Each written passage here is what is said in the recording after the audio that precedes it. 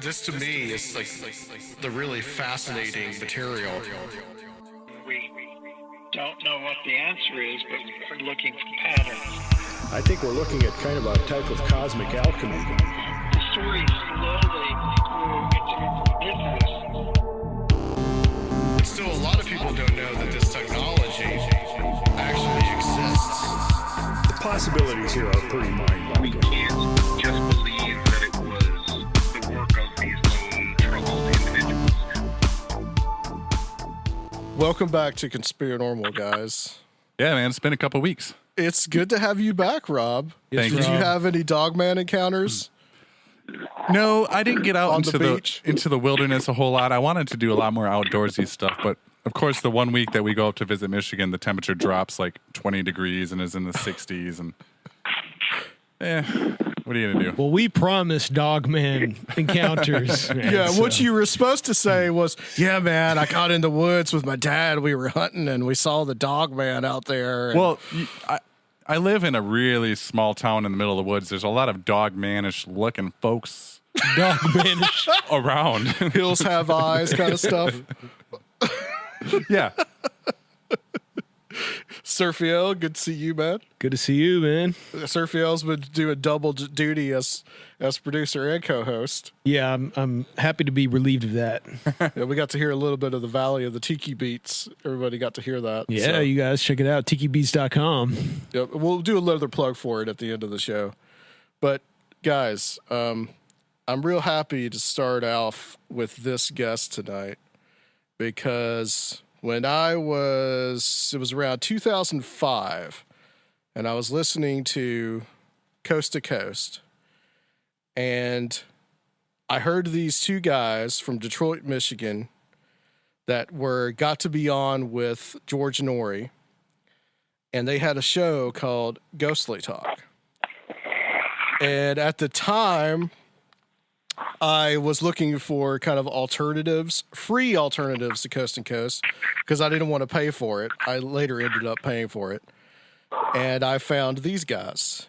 And the guys were named Scott and Doug. And we have one of those guys here, Scott L. from Ghostly Talk, which has started up again. Scott, welcome to Conspirinormal, man. Thank you for having me, guys. It's really cool to be here, and I really appreciate you taking the time wanting to have me talk. It's an honor. Thank you. Yeah, well, you're partly responsible for this, just to let you know. Come on. No, I mean, you are, really. Because there would be you and World of the Unexplained and another show called Futurequake, which is kind of like all in Conspirinormal's DNA. You were one of the first. I mean, you guys literally were I don't think the word podcast was even around at that time. You know, like I just now. Yeah, I just kind of called it an internet radio show then. At that point, Well, that's what it was, man. Yeah. That's and it's funny you mentioned like Coast to Coast. One of the things that me and Doug always said we laughed about back in the day when we started up was back when it was the Art Bell show. He used to have his archives on his site for free. Oh, that was and this awesome. Is like, and this is like, like we're talking like, 99, 2000 around there. Yeah. And I used to love on Sundays to spend 3 hours downloading an episode of the Art Bell show on my 56K modem to listen to the show. And I would just lay on my bed and just listen to Art Bell. It was awesome. I mean, we were fans way before that too. But with the digital age, it was like, we can download it on our computers and listen now. It's super cool. And then, we always say the reason that we started up Ghostly Talk is because Art Bell started charging for his archives. And we're like, well, we got to start doing something free now because he was free, but he's not free anymore. So we say that's partly one of the reasons that we started doing Ghostly Talk is we did want to do, well, we're obviously passionate about the subject and about the field in general and all of its forms. But our big thing was we wanted to just have a free thing out there for people to listen to, and that's what we did. It's always been free. It still is free in its current form that it's in now.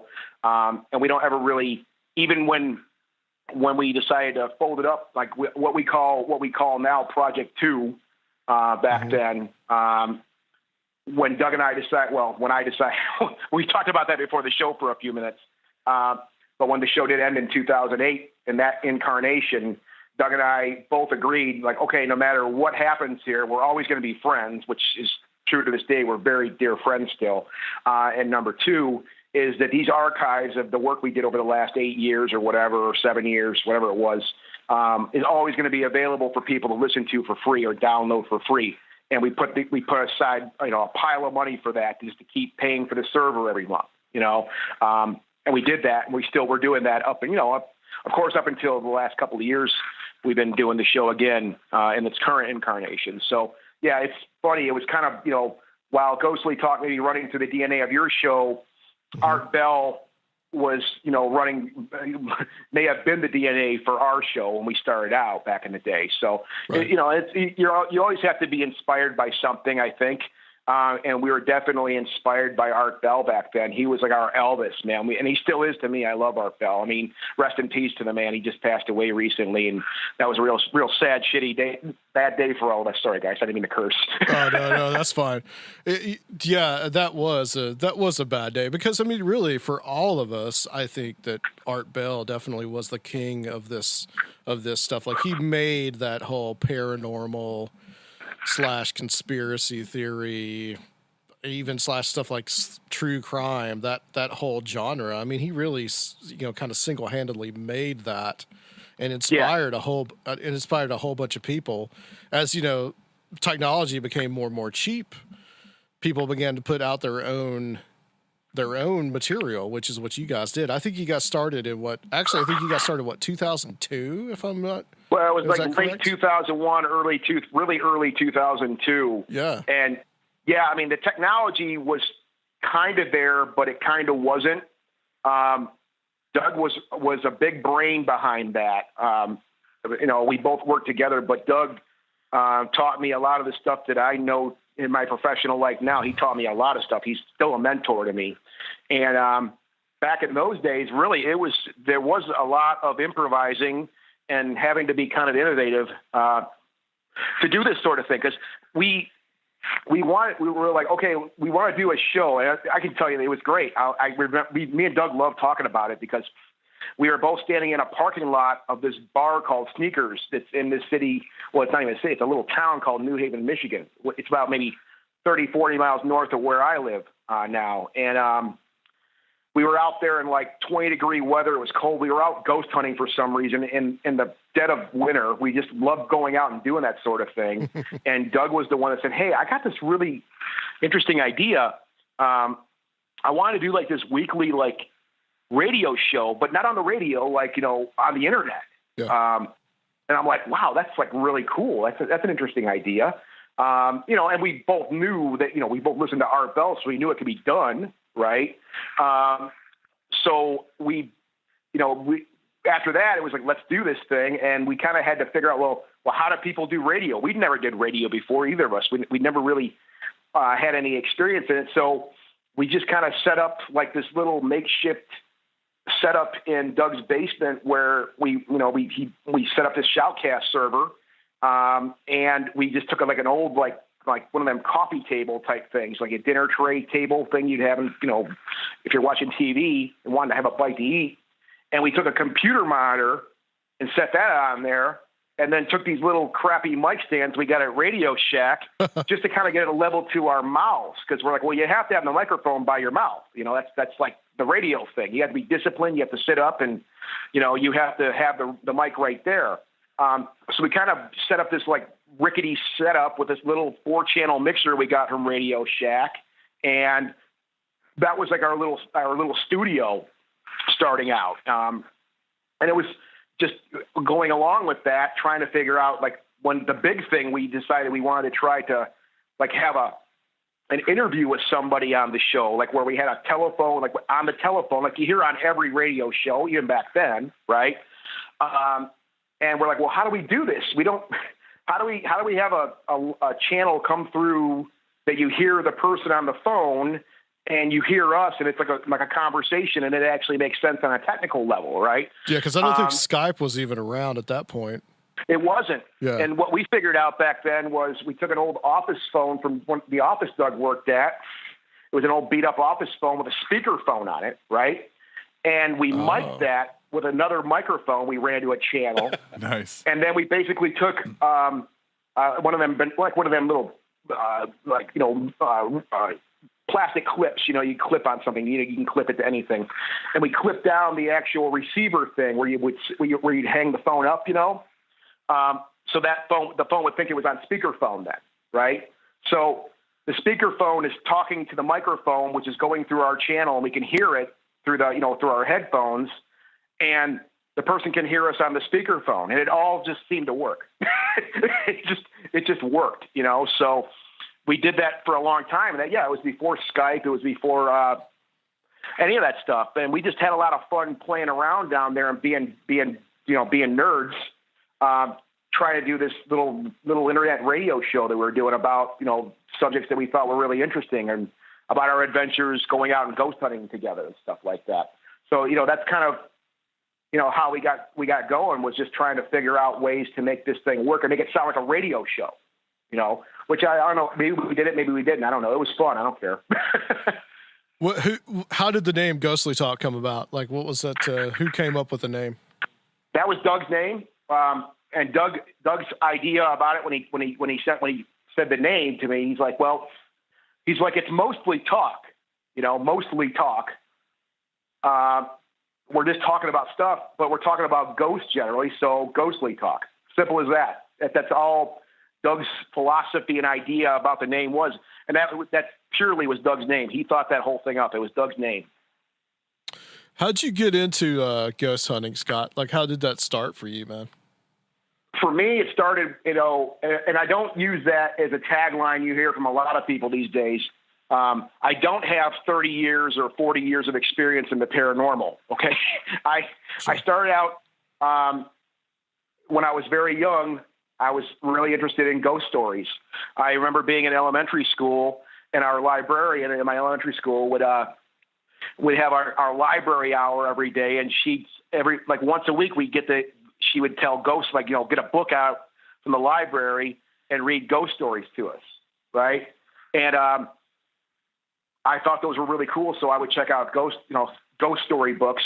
And I talked about that years ago on Ghostly Talk, where my first ghost book I bought was Haunted Houses by Larry Kettlecamp, which is still my all-time favorite, ghost story book. It's about maybe 60 or 70 pages long. It's just a little book, and Larry Kettlecamp was not like a ghost researcher guy. He was a guy who wrote books about cooking and woodworking also. And I guess he was inspired by some really interesting ghost stories that he heard, that he researched, and he wrote this little book. But the book was really cool because it didn't only get into just telling ghost stories like the Tower of London and stuff like that, stories from there. He also, towards the end of the book, got into the theory of dimensions and the idea how maybe ghosts appear is maybe they're from a different dimension, and maybe there's like Samhain, Halloween. The idea is that the veil between, our physical reality and the spirit realm, that veil between them, and it's all theoretical we're talking here, by the way, too. Maybe that veil is its thinnest, and that's why we may see ghosts and stuff like that. So Larry Kettlecamp in that little book kind of got into those ideas, and I found it fascinating, man. I was just blown away by it. And I remember some of the best memories I had with my grandmother, my dad's mom, was sitting with her in the living room with her and my grandpa's house in Tennessee, just talking to my grandma about this. And my grandma, even to her dying day, she was a very progressive lady. She was a classic Southern belle, but she was really open to cool ideas. So I felt really, talking with her, I became really comfortable talking with her about these things. So we'd sit in that living room and talk about, dimensions and ghosts and, weird things like that. So, that really, to me, is what lit the spark in me, to become really interested and passionate about this, but the thing about that too was, I grew up, it was, I went to college, I figured out what I wanted to do in my life to a certain degree. And I remember, when I graduated college, I was like, oh, well, I'm done with college now. And I have a job, and I have an apartment and a little car. And I thought at that time that was it. that's to a certain degree. I'm like, well, I'm an adult now. I'm all grown up. I have to find something else to do now because I have this surplus of time because I'm not studying all the time in school, right? So that's when I started going on the internet and just like looking, reading ghost stories. And then I found out there was people that actually went out to places like cemeteries and houses and buildings that were reported to be haunted, and actually went out there with cameras and cassette recorders and tried to get evidence of this stuff, which that was like, to me, was like, holy crap. Wow. Really? So that's when I started like getting onto the Yahoo chat boards. If you remember those things, that's how long ago this was. Yeah. I was joining Yahoo groups and talking to people about this. And that's how Doug and I met, was through a Yahoo chat group. And we all talked on there, and we all said, hey, let's all meet up one night, because we were all local to each other, right? Like, let's all meet up and go out and do a ghost hunt, right? So that's really what kind of kicked it in for me, was just kind of, reigniting that spark again after a handful of years, and then going full bore into it. Like I said, I wasn't some like hardcore researcher when I was like 9 years old. I had an interest in this, and I grew up around it. And I just found these stories to be, especially ghost stories growing up, to be really, really interesting. And I was lucky enough to get involved with a group of people and go out and do my own work on this stuff for a number of years. So that's kind of how we got started. Doug, Doug don't have the same story I had. That's just my story with how I kind of started studying this stuff. When you first started Ghostly Talk, how did you get in touch with people to come on and be guests? Like, did you have a particular pitch to give them, or was it more? Because this is going to lead to the next question, but no problem. This is pre-taps. Yeah, this is pre-ghost hunters. Well, okay, yeah. Well, back in much like we were talking before the show, much like we do the show today. Back in those days, a lot of times there were people that we just happened to we knew, people that we worked with, or people that were part of another ghost hunting group that we may have known, another club that was put together here in Michigan. And we started that way. We were like, okay, let's just talk to these people. And we had some really great we had a lot of great conversations with people of that sort. And then from there, somebody read, Doug may have read a book, or I may have read a book, and we said, hey, this person's what they talked about was really interesting in this book. Let's try to reach out to them and see what happens. I mean, what do we have to lose here? Let's just see, what happens. So we started reaching out to some of these people, and they were nice enough. Oh, I'd love to talk to you guys. Super cool, So it was really a matter of just close your eyes and send an email, or find a phone number from somebody and give them a call. And I don't really ever remember anybody, even when we were starting out, saying, no, I don't want to come on your show. I mean, we were very lucky, and we still are, that we're able to talk to everybody we want to talk to. And, throughout our second, what I referred to earlier as Project 2, we were really kind of taken aback by some of the people that were really happy and excited to come and talk to us on our little show. And we're still kind of blown away by some of the really amazing people we had the opportunity to talk to, and still do to this day. But it was just a matter of just reaching out to people, and I think people, if there's one thing I think that's positive, that's a positive output of the internet and social media today, especially, is I think it does make people more accessible. I think it makes them easier to talk to and reach out to. I think that's a positive output of what we have, with the digital, the super. At one time, it was the information superhighway. That was the big name back in the day. We were able to get a hold of people like that, and they were always very nice to come and talk to us. So really, it was just a matter of just reaching out to people and saying, hey, would you want to come chat with us? And it really was quite simple. It wasn't anything really profound. Yeah, a lot of the it was a lot of the guests that you guys had on the show that took me down a lot of rabbit holes. Yeah. It's because of you guys primarily that I became like a 9/11 truther guy, because because you guys had on like this was probably 2005 or maybe 2006. You guys had on the guys from that did was that Loose Change 9/11?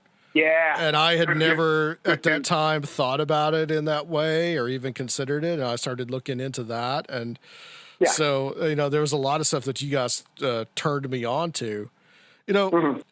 How did things change for you guys after kind of like Ghost Hunters came on?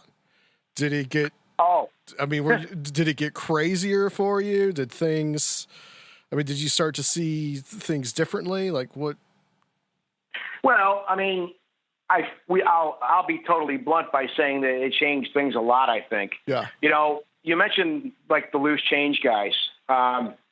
The thing that when we started getting into the real thick of doing the show, we started having people on the show. And, I think the real thing about being a decent broadcaster and, look, to this day, I'm at best still an amateur broadcaster. But I think I picked a few things up. I've learned a few things. And the simple fact is not everybody we had on the show, we agreed with everything they had to say, right? In fact, some of the people we had on the show, we flat out didn't agree with them. However, we thought they had interesting things to talk about, and we thought people should hear it, right? Something like the Loose Change 9/11 guys. I mean, they sat there and explained to us why this whole thing was an inside job, right? And that's all I'm going to go into. But I mean, I don't know if we necessarily. I mean, I can't speak for Doug either, but I know there's people that don't agree with that. I know there's people that they totally agree with that. But we thought it was interesting to have them on and talk to them, right? So as time went on, doing the show, what I wanted to start doing with it more was get into different types of subjects. The problem we had back then, and I'll be totally blunt about this, is that when the Ghost Hunters thing happened, and that was like, I don't know, was 2003, something like that. We have a very quick sideline. We have a very funny history with Jason and Grant, because when Ghostly Talk was, when we were still like, 2002, 2003, we were getting the show going. We were kind of got our gal up going with the show. And one day Doug called me and said, "Hey man, our website crashed." And I'm like, what happened? So we both, and this is before we even really had our domain, ghostlytalk.com, but we were still doing it on, if you guys ready for this, GeoCities. If you remember GeoCities back then, right? We had back in the good old days. Site. So we had our little GeoCities site that we mapped our domain to. So, you only had a limited amount of bandwidth on that. You only had a limited amount of space you could use. So Doug's like, well, the site crashed. I'm like, what the hell? So we looked it up. We started looking at the logs, and we see all these, link tos coming from the AtlanticParanormalSociety.com, just one after another. So we, of course, we sleuthed that out, go to their site, and sure enough, on their front page, they said, "Hey, we found this really cool internet radio show that these two guys from Michigan are doing, Doug and Scott L. You guys should check them out." And they always, at that time, they had a huge, fan base already before the show came out. And so we got hammered by all their fans, and they brought our site down. So of course we reached out to them and said, "Hey guys, thanks for killing our website." And we became really good friends with those guys. Yeah, that's how we kind of met those guys on a formal basis. So going back to what you were saying, though, okay, so Ghost Hunter starts up, and I found I'm trying to be as eloquent as I can about this, and it's probably going to be impossible. We got really tired really fast, and we smoked it out pretty quick too. That there was just a lot of people that were reaching out to us that had like a ghost hunting group, right? Which I think is a fantastic thing to this day. People should be doing stuff like that. Get together, follow your passion, study this stuff, get out there and do something. You could be the people that find out how this stuff actually works. You never know. But that stuff blew up after Taps came out. It blew up. Yeah, so what was happening was it just seemed like we were just getting a lot of people that just wanted to come on and listen to themselves talk for an hour, right? And there wasn't, unfortunately, just wasn't. We dare I say, we had some people that came on the show back then where I was sweating to try to like keep the show going, because it was like, hey, so I looked at all your stuff, and so let's talk about this thing that you guys did, and the art of the interview. I mean, you guys know it as well as anybody. Yeah. So hey, here's what we read up on this thing, and we did our research. So tell us all about this thing. And literally, some of these people they didn't really have any experience doing radio, and I understand that, right? But it was like, that was really cool. And then we'd have like 30 seconds of silence, and we're like, oh, shit. I'm sorry, I didn't mean to, pardon my French, but, we really had to work hard to get those in. So the point is that, okay, we're like, all right, well, some of these, a lot of the ghost hunting groups, there were so many of them that were popping up all over the place in Michigan, all over the country. It seemed to us that, oh man, maybe we should really start, looking towards different subjects, and look for people that, have really dove into these interesting subjects, like spontaneous human combustion, for example, like Larry Arnold. I spent a long time trying to, reach out to him and get him on the show. But our idea after a while was, let's just kind of spread our wings here and talk about, much like Art Bell, right? Right. Talk about anything that really interests us that's kind of weird, and that was more interesting to us. I mean, I love ghost stories. I love ghosts and entities as far as the study and the paranormal is concerned. But when you have literally an army of people now that all want to have their own TV show, let's just say it for where it is, right? That's where it was going. Yeah. It got very cumbersome. Right. It got cumbersome after a while. And we could tell that, okay, these people literally are just doing a radio tour. They're just doing a radio tour type thing, trying to get on as many little shows as they can to bolster up their resume, to try to get their own TV pilot or something, I guess. Right. And I know that sounds mean, and I don't want to come across like, but I think it was true though, Scott. I think it was true. Yeah, it was. It was. So that's kind of where we retooled our game and said, let's talk to people that we find interesting. Right. And we had to up our game. We had to study harder. We had to spend more time researching things. Because we really wanted to make sure the people that came on the show were people that we were going to have a really interesting conversation with. Not because it was going to make us, filthy rich or anything like that. We've never, ever made a dime on this show. We've always been broke. It's always been just a hobby for us, right? But we wanted the output to be high quality and interesting for people to enjoy and learn something from. So that was the big change we saw that happened with ghost hunters, and for better or for worse. It doesn't mean it was a bad thing necessarily. It's just something that didn't work for us when we were trying to do our little show back then. So, yeah. And I remember as a listener, I remember, they're talking to another ghost hunting group. What are they going to say that's different than all the other ghost hunting groups? Yeah, there were some that were compelling, there were some that were interesting. But when you started to retool it into the way that, well, let's talk about different kinds of subjects. That's when I started. I mean, I really started to really appreciate that about the show. And again, that's kind of my model for Conspirinormal has kind of been the same way, where it's been, let's talk about different subjects. When we first started, I was real heavy on the paranormal stuff.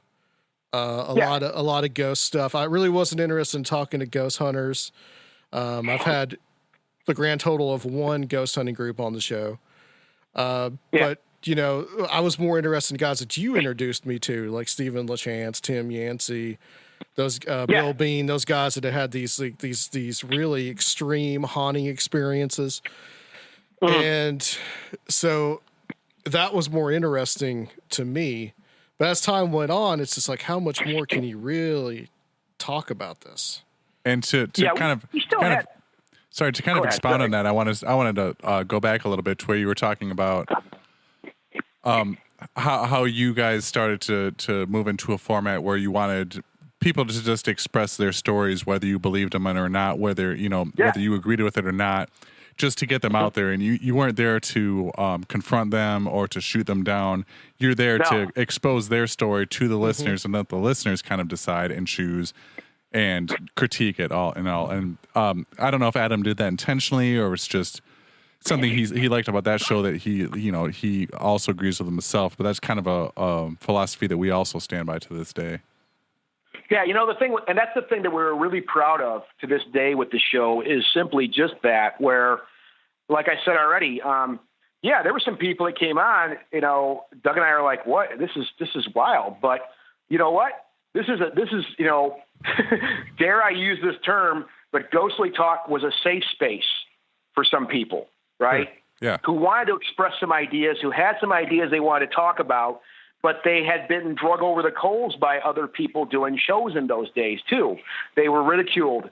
They were literal BS hack journalism being done to these people. They're being used, and they were jaded a bit, right? And we said, look, if you want to come on here, we give you our word. We're not going to treat it that way. We want to know what you're talking. We want to hear about what you're talking about.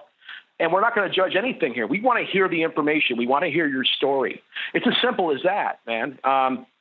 We didn't want to do anything else to anybody. And we're really proud of that, because there was just countless times where we heard that when we were done doing a show with people, where they'd be like, thank you so much for just letting me tell my story and not try to punch holes in my story or judge me on the air or ridicule me or start punching against stupid, audio drops while I'm talking or something like that. Right. we simply just did a show and talked to people. It was it was so easy, and I think that's nowadays, and he's probably the biggest podcaster in the world, but Joe Rogan, who I'm a big fan of nowadays, he has the same idea generally. He brings people on, and especially in today's political environment, Joe Rogan brings on people from all, objects of the spectrum, whether it, be socio-political ideas or political ideas or, just life ideas. And he don't really limit it to what he thinks is right. He'll challenge it to a certain extent, but Joe never goes past that line, though. Right? He's very good at that. It's always if there's going to be a debate, it's going to be a spirited, interesting debate that's very engaging for the listener, right? And that's the kind of radio I like to listen to. I don't like shock jocks. I've listened to it. I've heard it all over the years, and I don't think that if someone's going to be nice enough to give you their time and open themselves up and put themselves out there like that, look, they're going to deal with enough crap as it is. You guys know as well as I do. You put yourself out there, you're going to get the wolves coming along, smelling fresh blood, right? So I don't want to be part of that machine. I don't want to be part of that. I know people like to listen to stuff like that, and hey, more power to you if that's your thing.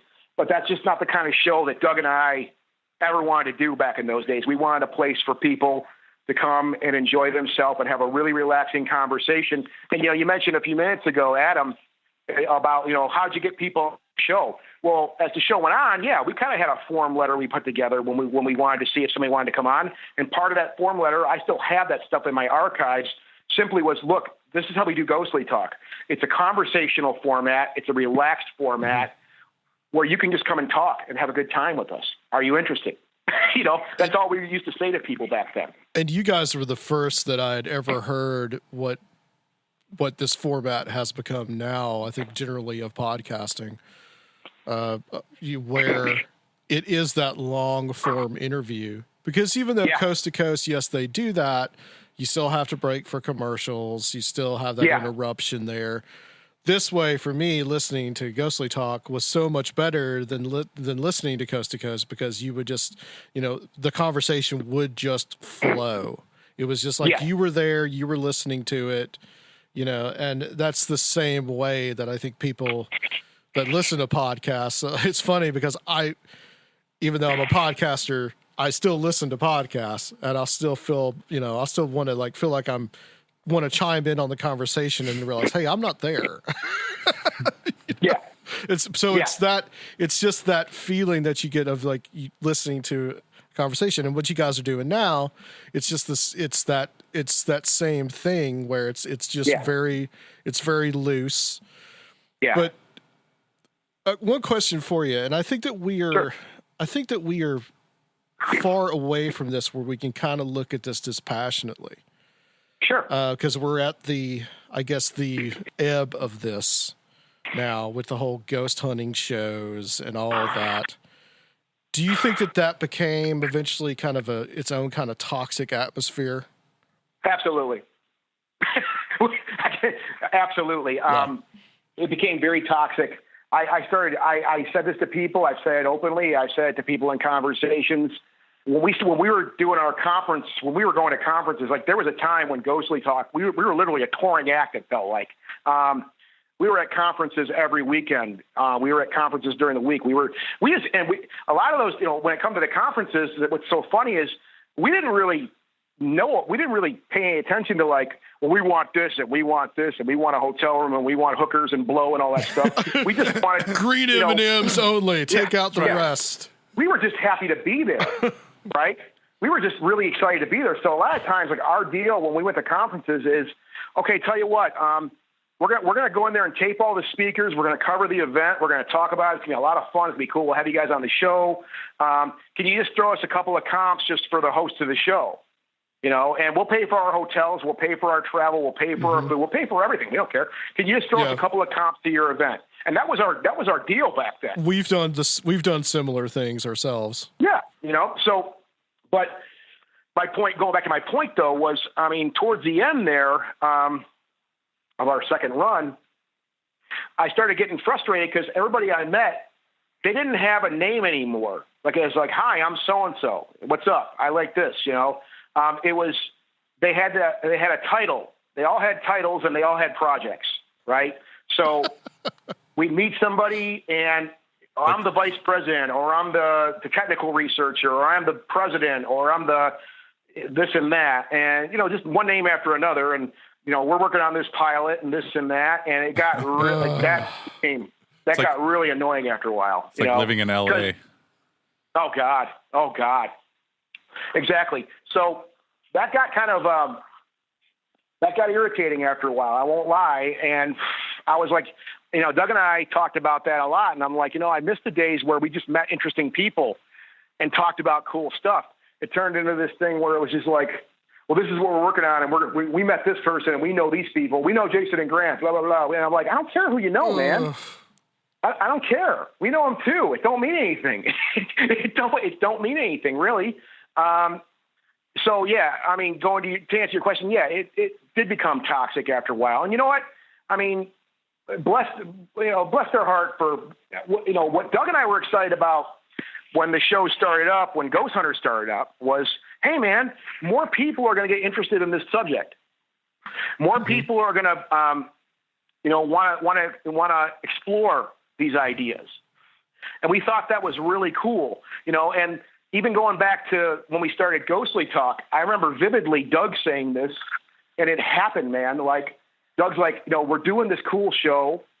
We're having fun doing this thing. He's like, I picture someday thousands of shows like this.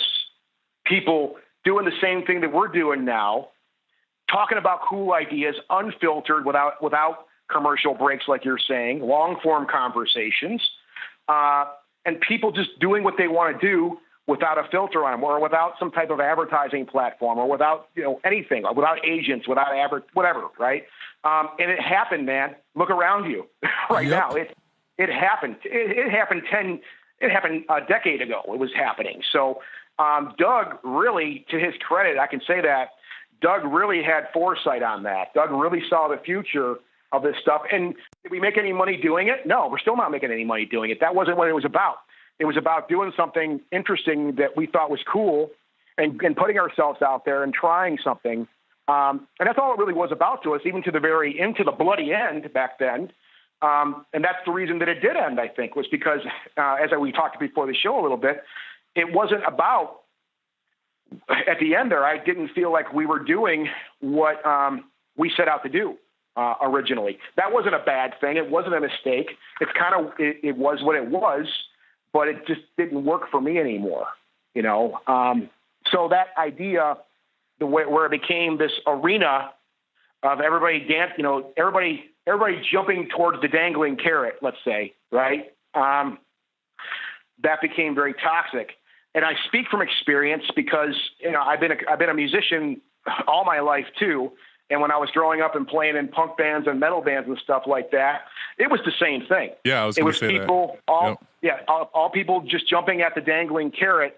And when I saw that start happening with, you know, the study of the paranormal and the field in general, that really kind of bummed me out, because that's the reason that I got out of playing music, was I didn't want to deal with that anymore. Mm-hmm. You know, so and unfortunately, you went from that, things were good for a while, and then you started to see all what you tried to get away from seeping back in. Well, it's this age-old struggle between art, marketability, and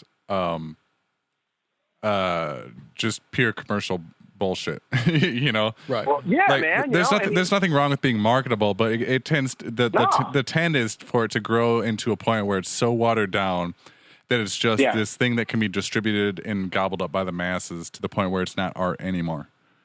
No, and you know, I mean, we never really looked at this as an art back then, but we did realize after a while, like, we are kind of doing some kind of art here, you know, and you know, there was.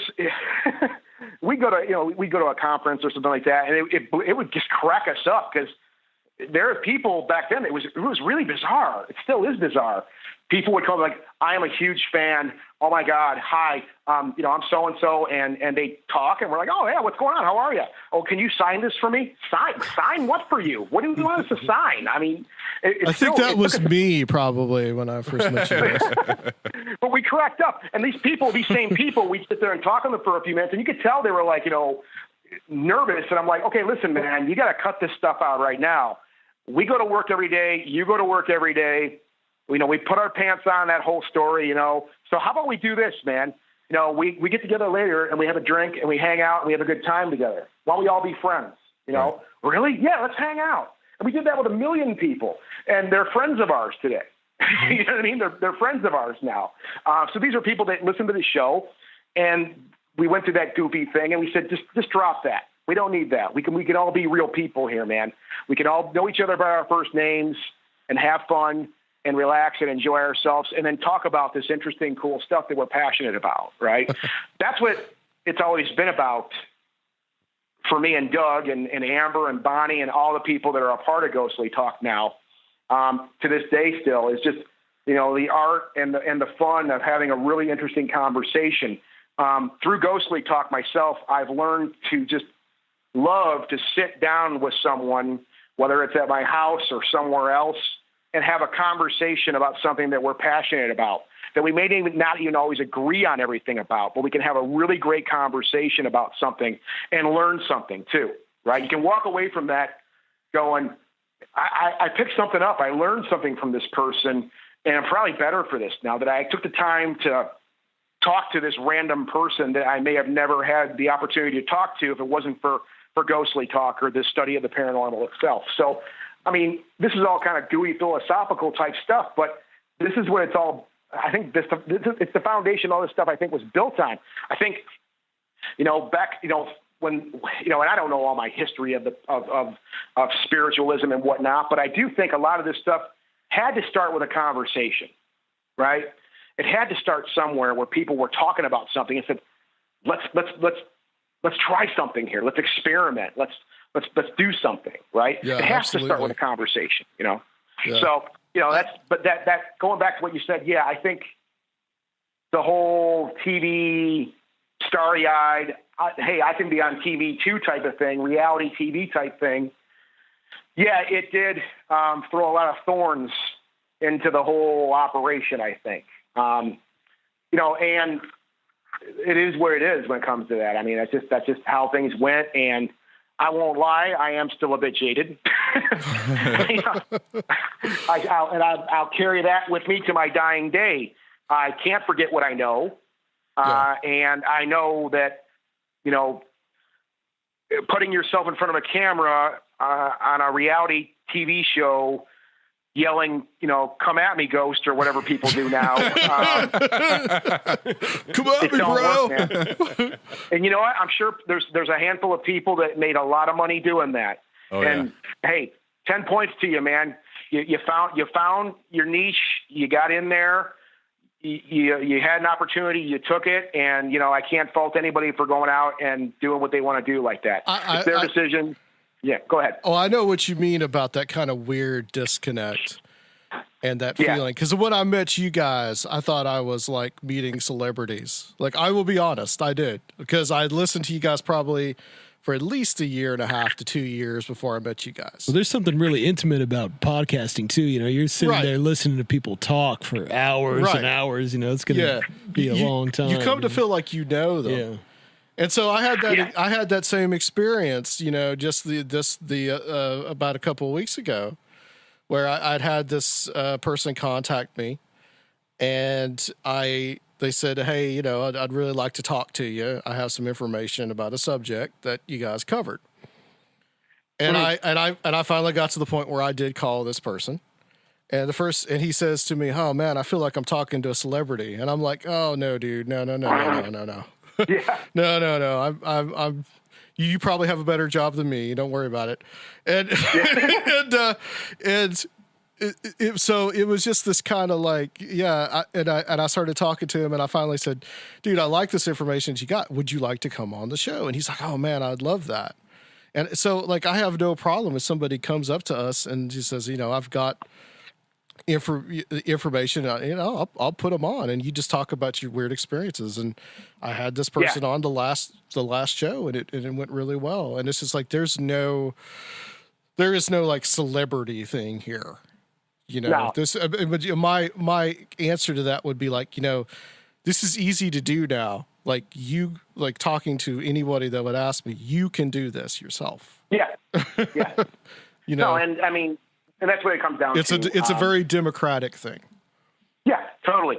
And that's really, I mean, even back in those days for us, you know, a lot of shows we did have, they came from stuff like that. Like, you know, I'm working on this thing. Dude, let's talk about this on the show. Would you want to have a conversation? Oh yeah, cool, man, no problem.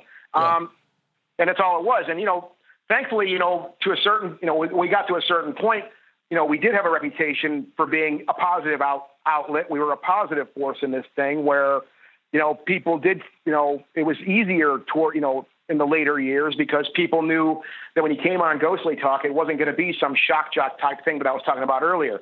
It was going to be a real conversation, you know, and long form, like you said, Adam, that's the key to it. You know, long form type conversation with no interruptions. Let's just talk about it, you know? So yeah, I mean, it's just a comfortable thing.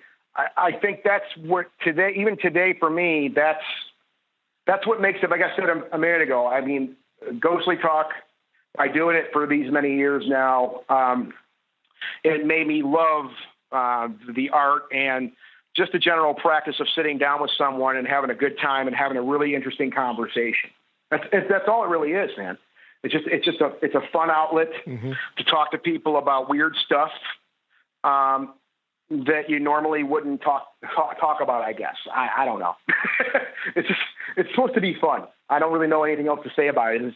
It's supposed to be something that's fun and thought-provoking, and hopefully you learn something from it. Well, and that's all it really is to me. Let's talk a little bit about the current iteration of it. You got there's some new people involved, if I'm not mistaken. And has anything else changed from the old show, the old format? Well, I mean, Troy Taylor. I don't know if you guys know who Troy Taylor is or not. Yep. He's an author out of Alton, Illinois. An old hero of ours, and it goes probably one of the most knowledgeable people on this subject, because I really like Troy because. Not just for the supernatural stuff, but the guy is a historian. I mean, he's a total encyclopedia, total historian. And you know, when that's one of them stories like, hey, what if we could actually have Troy Taylor on the show? And this is years and years ago. And we reached out to him. He's like, I listen to you guys. I like you guys. I want to talk. We're like, wow, how cool is that? We're going to have Troy Taylor on. We have all of his books here. This is so neat. And from that blossomed a beautiful relationship that we have to this day, and where Troy indirectly was kind of responsible for Ghostly Talk starting back up a couple years ago. Troy, for the 20th anniversary of the Haunted America Conference, he's like, I want to do some cool stuff for this thing. He's like, can't we get the band back together, man? Can we just get the band back together for the conference? And I'm like, well, that's an interesting idea. Okay. And I talked to Doug and Bonnie, and we're like, Doug's like, let's do it. This will be fun. Let's go down there and hang out and have a good time. I'm like, all right, cool. So we got down there. That was 2.5 years ago or something now. And we were just being, Troy Taylor is another one of those people who's a beautiful, positive force in this whole thing. He's kept all of his stuff, like his conference that he does every year. It's so grassroots, and so cool, and so personable. And there's all these wonderful people there to talk to. Everybody's approachable. And it's still pretty inexpensive, which is cheap, another, $50 for the whole weekend. Mm-hmm. Dirt cheap, right? And it's a really great thing. So we got back, we went down to that thing a few years ago and just kind of got immersed in that whole thing again. After many years, because I won't lie, when we folded this thing in 2008, I think it was 2008, I literally unplugged for a long time myself. And so did Doug too. I know he did. We both had to unplug from this thing. We had to get away from it. We had to distance ourselves from it and just decompress and focus on other things in our lives.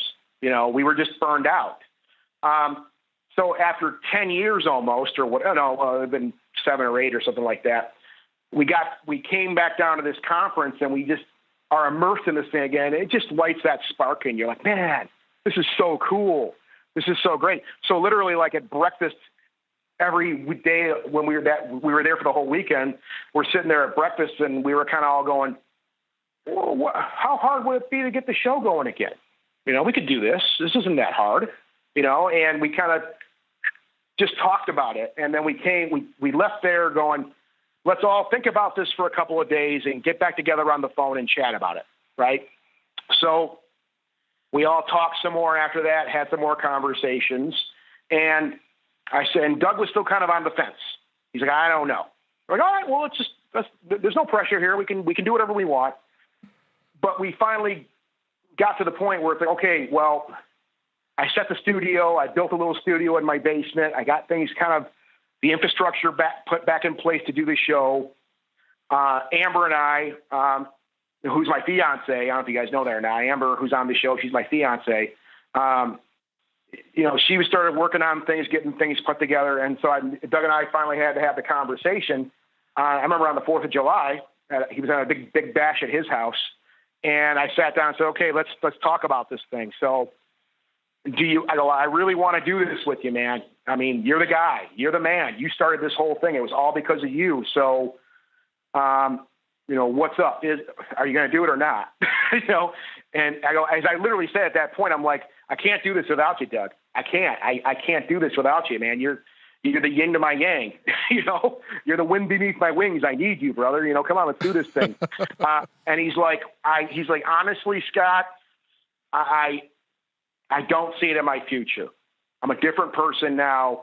And it was a lot of fun to go down to that conference and I really enjoyed it. He's like, but I have other responsibilities now that I have to be focused on. And I just don't see this in my future, which was perfectly fine. I said, okay, well then that's fine. I'm perfectly cool with that.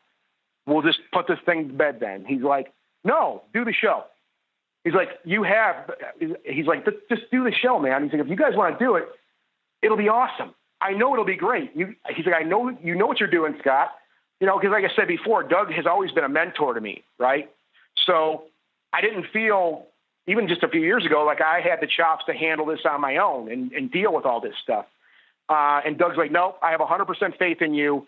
Do the show. And he's like, and I'll drop in. I'll do things with you guys too. I just can't be a full-time member anymore, So we moved forward.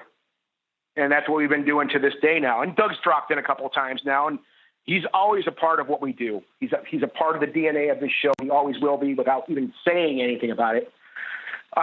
So we've kind of just moved forward and doing this thing on a very, very different basis now. I mean, back in Project 2 that I keep mentioning, Sunday nights from 6 p.m. to 9 p.m., for a handful of years, It was Ghostly Talk, live show, chat room going, you know, all this stuff we had to do, all these affiliates we were responsible to, and all this craziness, you know. See, that had to be stressful to do it live. I don't think I could do this live. Brutal. It was brutal. It was fun. It was a lot of fun. Yeah. Man, did we learn. Oh, I think we got pretty good at what we were doing. We really had a machine going, right? But now, you know, when we started this thing up and I had my say in it, I'm like, guys, if we're going to do this, that's cool, but I can't do this thing 150% like I was doing before. It burned me out before, and it'll burn me out again. I have to be able to, you know, not have it take over my life. And that's what it did before, right? So I said, we have to do this in a way where we can just kind of do this at our leisure and have fun with it and not have to be held by any kind of rules. Okay. There's a reason that I don't like watching network TV, not because I find a lot of it ridiculous, but I don't like to have to be somewhere at a certain time every week. I'm just a weirdo like that, right?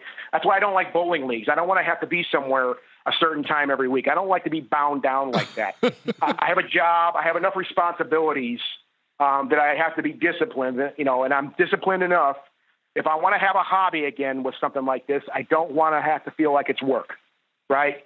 So what we're doing now with Ghostly Talk is a much more laid back, do as we feel like we're doing it, or do when we feel like doing it type of thing, right?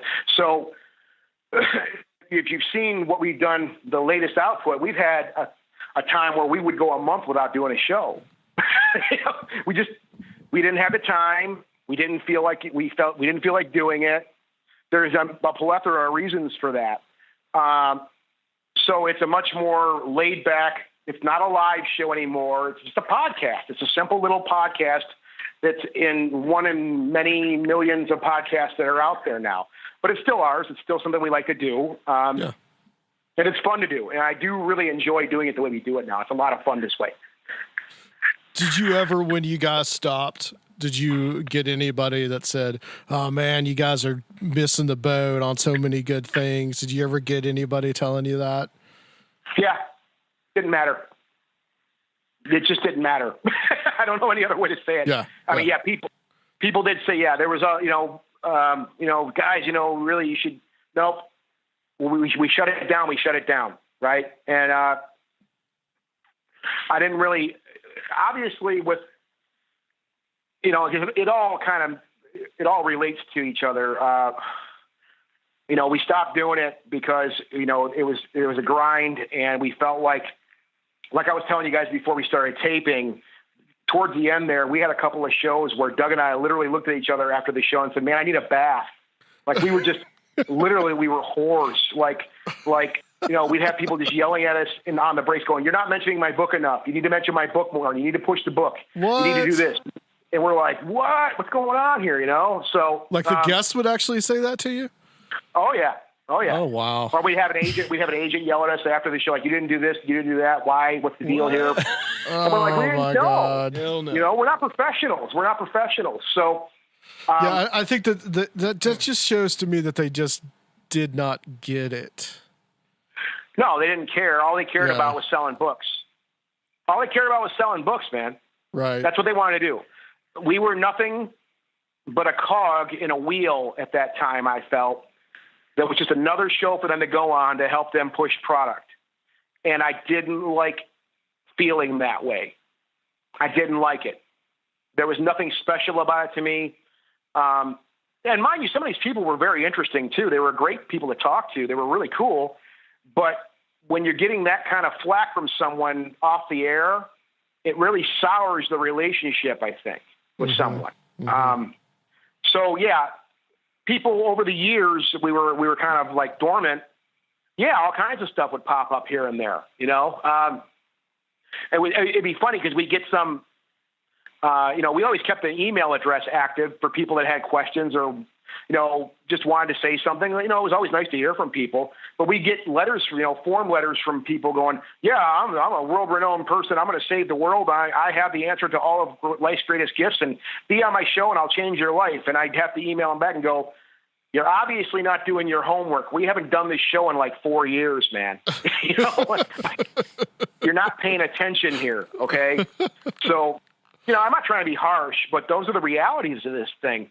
And now, we get people that want to come on the show now, and Amber and Bonnie and Doug and I'll look at it and I'll go, I don't want to do that. Yeah. I don't want to talk to this person. I'm sure they're really nice and they're really cool, but I don't want to talk to them. I don't care. It's not going to benefit me in any way. And it's not about me. It's not about benefit, but I want to have a good time and talk to somebody. That's all we want to do. And I don't want to be a cog in the wheel anymore. I just want to do our show and have fun with it and have a good time, Yeah. Yeah. We hear that for sure. Mm-hmm. So I think that's what it's supposed to be. Yeah, it absolutely is. So I'll put you on the spot, Scott. Go ahead. Off the subject of podcasting or paranormal. So Yeah. favorite punk and favorite metal band. Where do you? Okay, we'll start with metal because that's my wheelhouse. Basically, my meat and potatoes have always been Motorhead, Celtic Frost, Venom, and Bathory. Those are Yes. those are the bands I grew up listening to. First wave of black metal. You have Sir Fidel's approval. Yeah, Venom is just Venom's a very polarizing band to this day. I absolutely worship them because, let's face it, they were Motorhead clones. Okay. But they were ugly and they were mean and they talked about sex and drugs and Satan and it was fun. I got a kick out of it. I still do. Of the four, I have to say over many years, Bathory. Yes. Those four core bands I'm talking about, that's my meat and potatoes. Bathory in that meat and potatoes type thing there, that core. Bathory is my all-time favorite. Bathory is one of the most incredible. Corthon, who is the only guy in Bathory, really, the one artist in that band. Yep. He's one of my all-time favorite artists. The guy wrote the library that he wrote of music. He passed away, unfortunately, back in 2004. But the music he left just is mind-blowing to this day. The band I play in now, we rehearse here at my house. I got two giant Bathory banners in our rehearsal room. I mean, I worship that band. But what's your favorite album? My favorite Bathory album, Under the Sign of the Black Monk, the third album. Yeah, that's a good one. It's one of the ugliest. The guitar tone on that sounds like a buzzsaw. And, Enter the Eternal Fire, the third track, I think, on that album. No, I'm sorry. If you're listening to the cassette or the record, it's the first track on side B, Enter the Eternal Fire, was the first song I learned how to play bass guitar on, too. Cool. It's one of my all-time favorite songs. However, to go further into that really quick, my all-time favorite band will always be a band called Holy Terror, which they were like a thrash band out of California. They only put out 2 records, but those 2 albums that those guys put out are about 10 of any other band. The density those guys put out, and long story short, I mean, that's a band that I've been obsessed with to this day. I'm really good friends with all those guys now, too. I do their website for them, as a matter of fact, the band Holy Terror. HolyTerrorSpeedMetal.com. That's the website I do for my all-time favorite band. Wow, that is my all-time. That's cool. Living the dream. Yeah, I'm really good friends with those guys. I'm really lucky. I'm really lucky that I was able to become really good friends with my favorite band. They actually just did Holy Terror were approached by a record label a couple of years ago to do like a commemorative record, because the singer of Holy Terror, Keith Dean, passed away in 2012, I think. Their singer passed away, so this record label wanted to do like kind of a dedication record to Keith Dean, the singer. And I was actually asked by Kurt, the guitar player. He called me one day and said, "Hey, man, so they want to do this thing. We got a bunch of money to do this with. They want to do a vinyl press, an actual vinyl run of our original 1986 demo." I'm like, "Oh, that's cool," And he's like, "I don't have one. I don't have this demo. I don't have it." He's like, So I'm calling to see if you have a copy. I'm like, well, I have about 9 different copies from all over the world. You know, people sent me different versions of it, right? So I said, how about he's like, well, can you take a demo, and I have a little studio that I work with here in my house. Could you take that and remaster it and pretty it up and make it sound better and give it to the record label, and then you'll get an engineer's credit on the record? I'm like, will I? Yeah. Okay. You know? So I was able to do that with those guys and also do liner notes in that record set that they put out a couple years ago. So my name is I actually have a blurb inside the record. I'm in the liner notes. I have credits on there. So that's a dream come true. I mean, Hell for yeah. any nerd like me, that's mind blowing. So that's metal. Okay. Good that's taste. like the metal Good thing. taste. I approve. Yeah.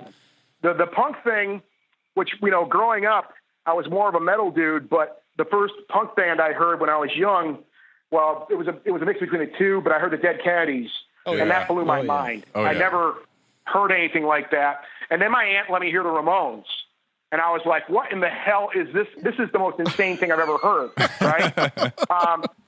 It still is, right? So I grew up like being spoon-fed, you know, the Dead Kennedys, the Ramones, and of course, you know, we all were Misfits fans growing up too, so we all know all those songs. Oh yeah. You know, so I was just immersed in that stuff along with all the metal stuff. And then, you know, a lot of people, they like to bag on this style, but, you know, 90s punk rock, you know, that started with like the Green Days and the Blink-182s and stuff like that, whatever. There was a record label out of California called Fat Records, which was started by Fat Mike from NoFX. Love NoFX. Love NoFX. And NoFX is up there for me too. I mean, it's one of my all-time favorite punk bands. But you know, the '90s style, like that Southern California, what they call melodic hardcore, right? You know, which was NoFX. They were a melodic hardcore band, but it was punk rock. It's all punk rock, you know. NoFX started up that label, and like the first 6 bands he put out, like No Use for a Name, Good Riddance, Lagwagon, Propaganda. Propaganda is good, yeah. Yeah, Propaganda. I know everybody pronounces it different. Propaganda. All those bands were just they blew my mind when I was younger because they were dare I say it, they had this punk attitude. Strung Out's another one, man. That band to this day, they blow my mind. Yeah, when I was a little skater punk, that was all I listened to was all of those. Yeah, the Propaganda, the Blink-182. A lot of their sound really comes from Descendants. Oh God, yeah. That's one of my favorite. Yeah. The Descendants, absolutely incredible band. The Descendants and all, like that '90s, like the Fat Wreck sound, just blew my mind because I mean it was rooted in. If you listen to like what they called the Fat Wreck sound back then, when Fat Mike was getting the label going, it was rooted in thrash. It was rooted in speed metal. It really was. I mean, those guys all like used to bag on metal. But I'm like, no, you guys are basically playing very melodic metal. You know what I mean? But with a punk rock type attitude. With that attitude, you know, what the fuck you? Oh, I'm sorry. Oh my God, I just said the F word. I apologize. It's all good. But with totally that attitude, okay, man. You know, with that attitude, it happens when you talk about punk rock. Yeah. You got to let one go. Yeah, but as far as you know, like NoFX, that band. I mean, whenever they put something out, I buy it. You know, I don't care what you know. You know, I don't agree with everything they say, but I love that band. I love what they've done, and they're still playing. And, you know, Fat Mike still puts out quality bands on his label. He's still doing a lot of cool stuff with that record label to this day. I just bought Face to Face is another band that I totally freak out about when I hear Face to Face. Face to Face just put out, I just got it in the mail yesterday. Face to Face just put out an acoustic record of all their favorite. They did like one of them, you know, like polls on some message board somewhere and said, okay, guys, we're going to do an acoustic album. Tell us your favorite songs. So they took and got the numbers on and then they went and took those songs that everybody wanted to hear, and they did a whole acoustic album, which I'm just in love with right now. It's really good. So, you know, there's so much punk rock to listen to this day. But, you know, I think it all started a lot, you know, I mean, people always argue about where punk was started and whatnot. But for me, growing up, it was the Ramones mainly. I mean, you know, and of course, like the Dead Kennedys and the Misfits and stuff like that. I was just one of them kids that just loved that stuff. So yeah, that's kind of where that stuff went. And then of course, you know, you have, you know, when you get into hardcore, which I heard Minor Threat and I heard Black Flag, and that blew my mind too. Then I heard Negative Approach. Black Flag's my favorite punk band of all time. Yeah. Well, then I heard Negative Approach, which is they're from Detroit, man. That's the band for me, and I'm really lucky to know those guys too now. I'm friends with those guys, and they're out tour. They're on tour right now, as a matter of fact. They're out on the road. Negative Approach is one of the hardest bands I've ever heard. Just one of the all-time hardest bands. Mm. So, there's just so much music out there, and it's fun to be put on the spot because it makes you think about what you really love. Because I didn't even mention Black Sabbath yet either. Of course, it's like, you don't have to. Holy crap! So it's all beautiful to me. Now, we say that about Ghostly Talk too. We always said that from when we saw the way the tides were kind of shifting with this whole thing, we all said, Ghostly Talk is like the punk rock show, man. We're the punk rock paranormal show because we're doing this all DIY. We only supported back then when we played music on the show. We only supported, independent bands that were doing it all on their own. So the whole attitude was very punk rock like that. It was all a very DIY type thing to us. So Doug grew up listening to Black Flag, and the Misfits also. And we're both gigantic Ramones fans. So Doug and I both just blast the Ramones when we hang out. I remember you guys would play that one song a lot. Zombies Ate My Neighbors. Oh yeah. Which is very Misfits-esque, To this day, that's my ringer for Doug still. When Doug calls me and I hear that song on my phone, I know it's Doug because that was his favorite song back in the day. You hear that and he fell in love with that song. Oh, it's a great song. So that was, that attitude. I'm glad you mentioned that because that attitude really carried over into what we were doing with the radio show or the podcast or whatever it might be, even to this day. I think that's definitely something. Everyone who goes through punk rock, I think it has if you take it the right way and you don't get too bogged down and dogmatic and, you go through your phase and you get more open-minded, I think that's important. But to take those ethos and, apply it to other things in your life later on, it's been a real positive influence on me and other people. I think what you do, I'm so happy. I think what you guys, I remember telling you back then that, I thought what you were doing with the podcast, even though we didn't really have that word at that point, was that it was very much akin to what the indie labels and DIY back in the 70s and 80s did. It was the same kind of thing, and it still is. This is very much. I mean, we call it a studio, but it's really a converted garage. Yeah. So So is mine. I got a little part put aside in the basement here. That has all this old equipment that we worked on. We're still using a lot of the same equipment we used back in the day, including the same server we used. Still kicking, still working. Very grassroots, still. Very DIY with that attitude. And I still walk the walk. I still live that way. I'm not some out of control, maniac, drunk and high all the time. But I don't do that. But I still live that lifestyle. I still feel the same way about things. I still feel about, what punk rock really was, whatever it became over time and what it is now. I always said it's just about doing what you want to do, being your own person, about being an individual. And I really still embrace that idea, and I still live that idea, I think, every day. I like that. I like being that person. I still have I still got the long hair and all that goopy stuff and whatnot. And, I'm an old working schlub, to this day still. So it's like, I still believe in that idea. I still think it's a great way to live. And like somebody said a second ago, I'm really happy that I was exposed to that stuff when I was young and I was able to grow into that. Yeah. And the funniest thing too is that band Holy Terror I mentioned.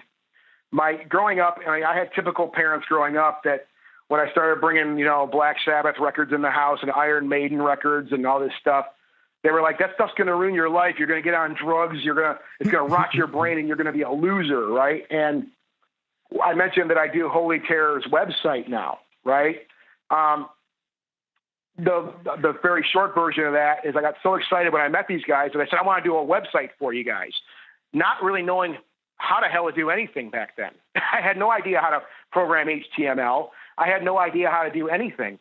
But I made my bed back then. And I said, well, I made my bed. I'm going to sleep in it. I'm going to do this thing. So I went and I built this website almost over 20 years ago now.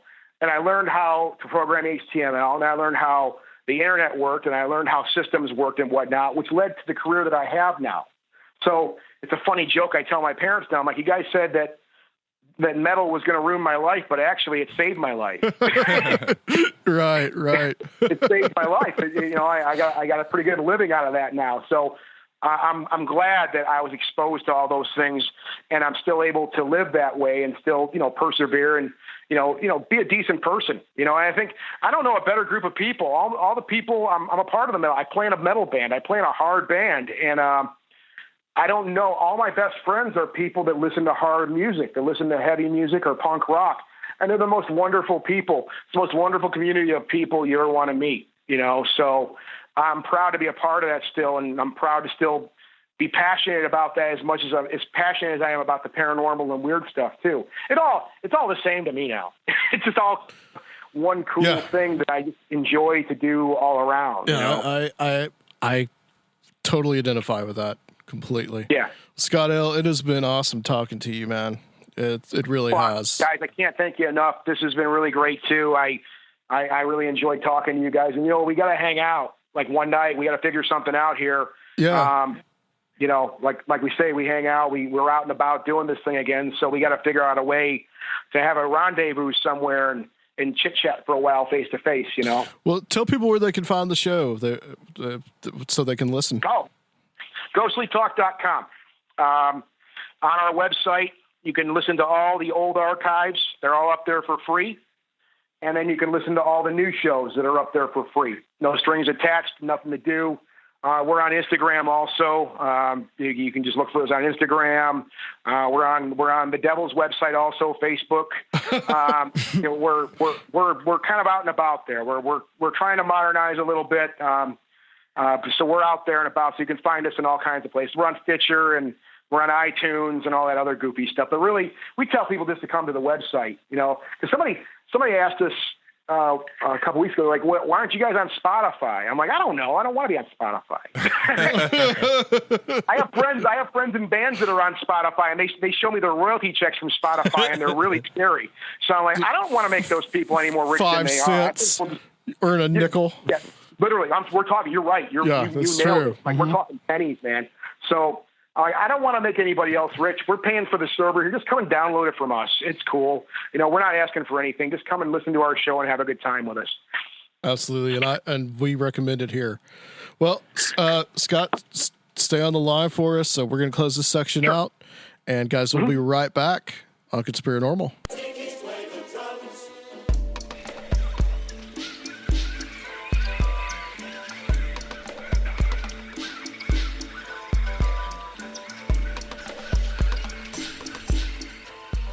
And we're back, guys, on Conspirinormal. We have a double guest episode. We haven't done one of these in a while. And the second guest tonight, we have Brian Godawa.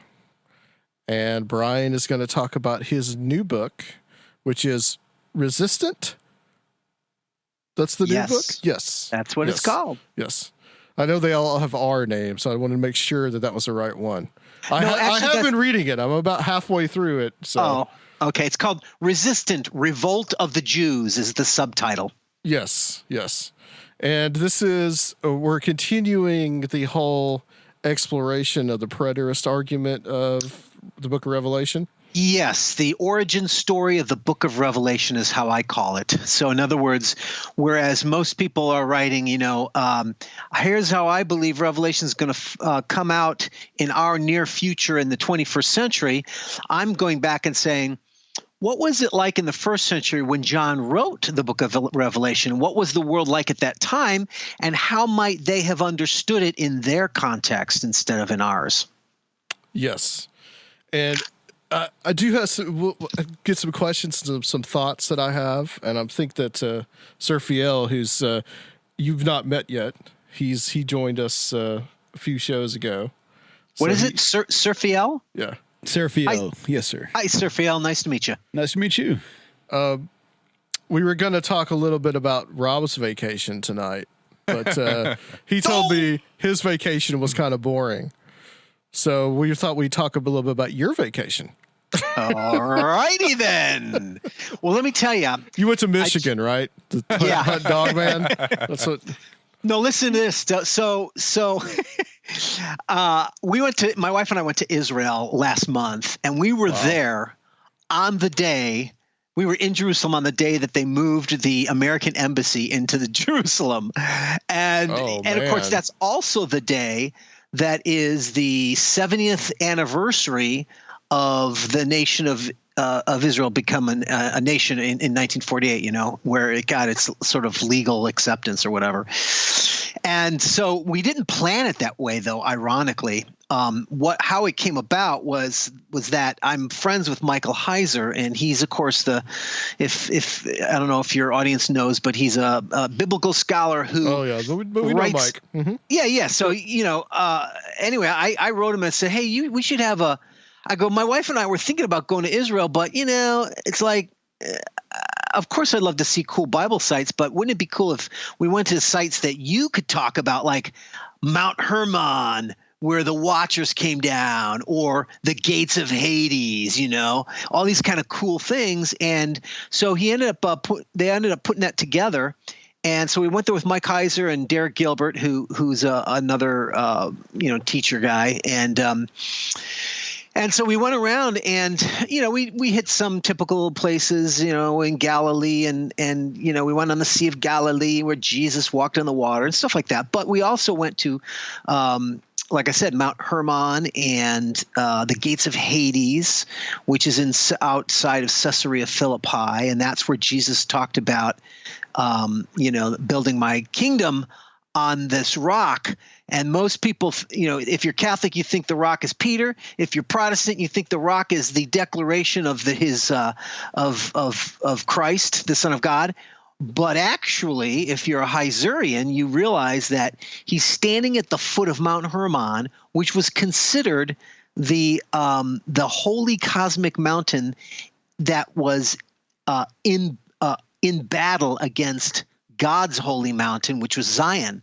And so it was a spiritual war of mountains going on. And Jesus was basically saying, this rock, which is Hermon, you know, I'm going to conquer it and build my kingdom on its ruins, so to speak, right? And there's references actually to this in the Psalms, you know, where, Mount Bashan, it talks about Mount Bashan. I don't know which Psalm it is, but it's one of those Psalms, and talks about how Mount Bashan is basically Mount Hermon, and it talks about how there's this battle of cosmic mountains between Bashan and Zion. So we went through all these different locations in Israel, seeing that kind of stuff going on. But it was also fascinating to be there in a historic time. We were a little afraid at first, you know, we're thinking, is there going to be trouble? But there really wasn't. I mean, I felt safer in Jerusalem. Oh yeah, we felt safer in Jerusalem than anywhere in Los Angeles.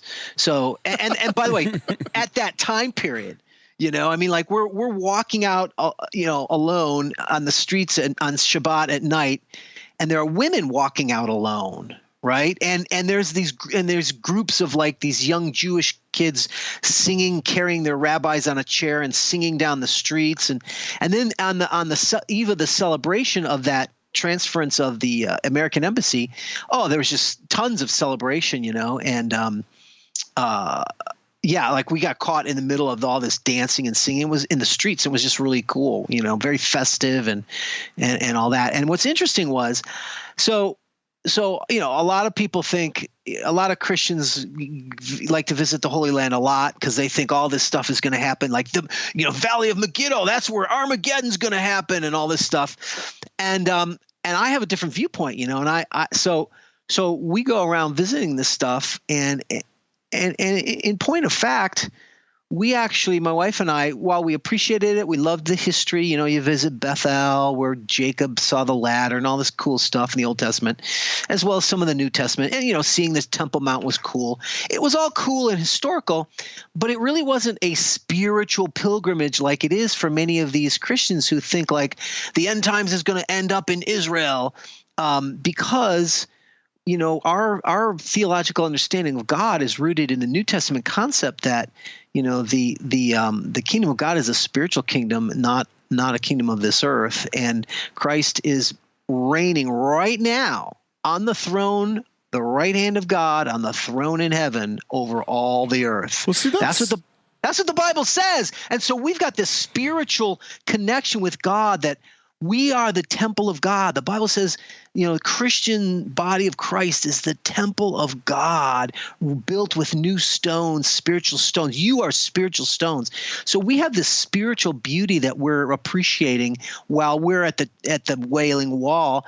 And we are like, you guys, man, you're missing it all, the beauty of the spiritual truths, and that's kind of how we felt. So it was cool, but it wasn't as glorious as the new covenant. Let's put it that way. I would have thought that no matter what kind of viewpoint you come from, that Jerusalem for any Christian would be a moving place.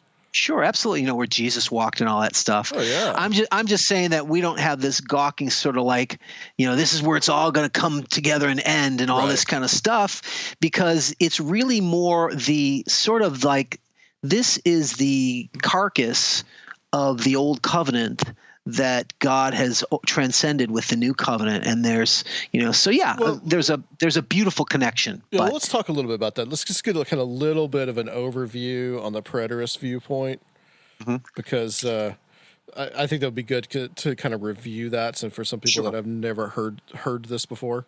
Sure. So my book series that we're talking about is called Chronicles of the Apocalypse, and it's a novel series because I want to tell the story of the book of Revelation and how the Christians of the first century might have understood it in their context during the persecution of Nero, throwing Christians to the lions, and then sometime around AD 66. The Jews revolt against Rome, and there's this huge war between Rome and Israel. And Rome comes in, flattens the land, and ends up destroying the city of Jerusalem and the temple. And this is a major historical context and a historical event that I think a lot of Christians don't know about. And so from my particular viewpoint, I think it's even particularly important because it is a fulfillment of a lot of the prophecies that Jesus talked about being the end of the age or the last days. Now, when you say those words, there's, many Christians automatically assume last days of the world, last days of the earth, or the end of the age for them is the end of time. But really in context, that's not what those things mean. Yeah. When Jesus talks about the end of the age, he's talking about the end of an era. And what is that age? Well, the ancient Jews believed that there were two ages, the present age that they lived in, and then when Messiah came, he would bring the age to come. Well, as New Testament Christians, we believe the age to come has arrived. And so in a very real sense, if you were in the time where Jesus was still around, he came at the end of the old covenant age. So basically the dividing line of understanding last days and end times is that, the concept of last days in the Bible, it's not the last days of the earth or the last days of history or whatever. Contextually, it means the last days of the old covenant. And you get this in context. When you read the New Testament, you see many different places where the writers say we are in the last days right now in the first century. Well, what does that mean? How can that be? Well, they were saying that they were in the last days of the old covenant because the new covenant had come in Christ. And so when you have this big paradigm shift, a change of, well, what does that mean? Then that means a lot of these things we think are to be fulfilled in our future now actually had their fulfillment back then in the first century. And the fulfillment has to do with the ending of the old covenant and the historical consummation and vindication of the new covenant, which was, the big deal. That's what the Old Testament was all about, Messiah who was to come and the new covenant, right? And so when that arrives, it is so cataclysmic spiritually that the Bible uses cosmic language. And this is why modern Christians misunderstand it, because we'll read cosmic language like, you go to the classic chapter, Matthew 24, and it talks about, you'll see the what is it? The sun will be darkened and the moon will not give its light and the stars will fall from the heavens and the powers of the heavens will be shaken. And we tend to have this post-enlightened modern scientific literalism, hyper-literalism, where we just sort of think, well, God can do that, so that's miraculous, but God has no problem doing that. And yeah, we'll have signs in the heavens. Sure, that's going to – but the problem is when you study the language of prophecy, you see it's very, very symbolic. And all these phrases we read in the New Testament have precedent in the Old Testament. And when you go and find out what they meant, you learn that these prophetic statements of things like the cosmic collapse of the universe is not literal. It's symbolic of spiritual significance. So in other words, whenever the earthly powers fell on earth, or when God would overcome an earthly power, or he would judge a nation or a tribe or a people like the Assyrians or the Babylonians or even the Israelites of the Old Testament, whenever he did that, he would describe it as the sun being dark and the moon not giving its light and the sky rolled up like a scroll. These things didn't literally happen in the past, but when they did happen, God used that as the spiritual metaphor for the seriousness of his judgment on those nations. It was like if you destroy the earthly powers of Babylon, that's like the stars falling from the sky because Babylon ruled over everybody, right? Or maybe it's just a spiritual truth like God's people is Jerusalem, Jeremiah and Ezekiel and, Isaiah, they're all prophesying the destruction of the temple. Why? Because Israel was going to be, judged for being disobedient to God and brought into exile, right? And so God uses that same language of Israel because it's covenantal language, it's spiritual description of the spiritual reality using the metaphor of the astronomical heavens, right? So these are the kinds of things that when there's a paradigm change in approaching prophecy, you dig in deeper, you'll find a lot of these things that we assume to be literally true or whatever are actually metaphors for the spiritual fulfillment. And so that's sort of the heart of the difference between the approaches, and yeah, that's about it. So my novel series, Chronicles of Apocalypse, I take this understanding of, wow, this prophetic language, what did it mean in their world, and then how would they have understood it applied to them? And so I do have a exciting action adventure story of Christians escaping persecution and some Christians not escaping persecution. There was no rapture for the Christians being eaten by the lions, I'll tell you that. And so this is the story that I'm telling as the Christians are going through it.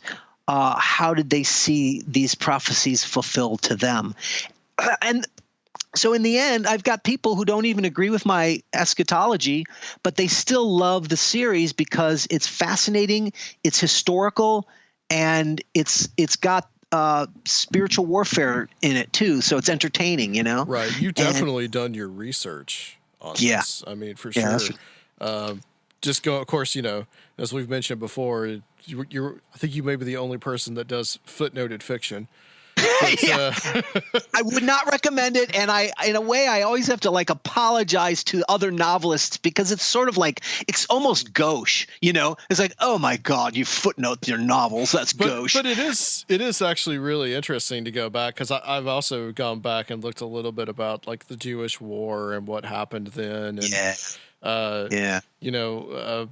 your whole story about Josephus was right on. And you pulled some little details. You must have done some serious reading of Josephus. I have, and I'm following it as I'm writing so that I get a lot of the details right. Yeah. But I will also admit that I'm following a particular scholar's view. Ken Gentry has written a commentary on the Book of Revelation, and it's called The Divorce of Israel. But it's not out yet.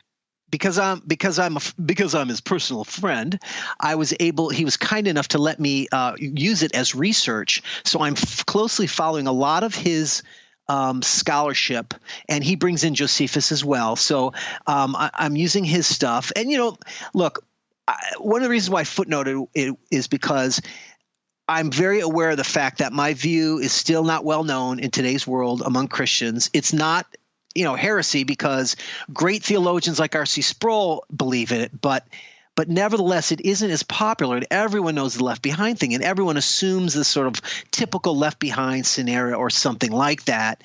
And so I realize that when people are reading this, it's going to be so new to them, so original, that they might even go, what is he making this up? And I know Christians like to think they prove it to me, prove it from the Bible, that kind of thing. And I'm okay with that. So I thought, you know what, since this is going to be such a unique story, and I think Christians are going to kind of be demanding to prove it, that's why I decided to go ahead and footnote it and give research. And I didn't just do citations at the back of the book.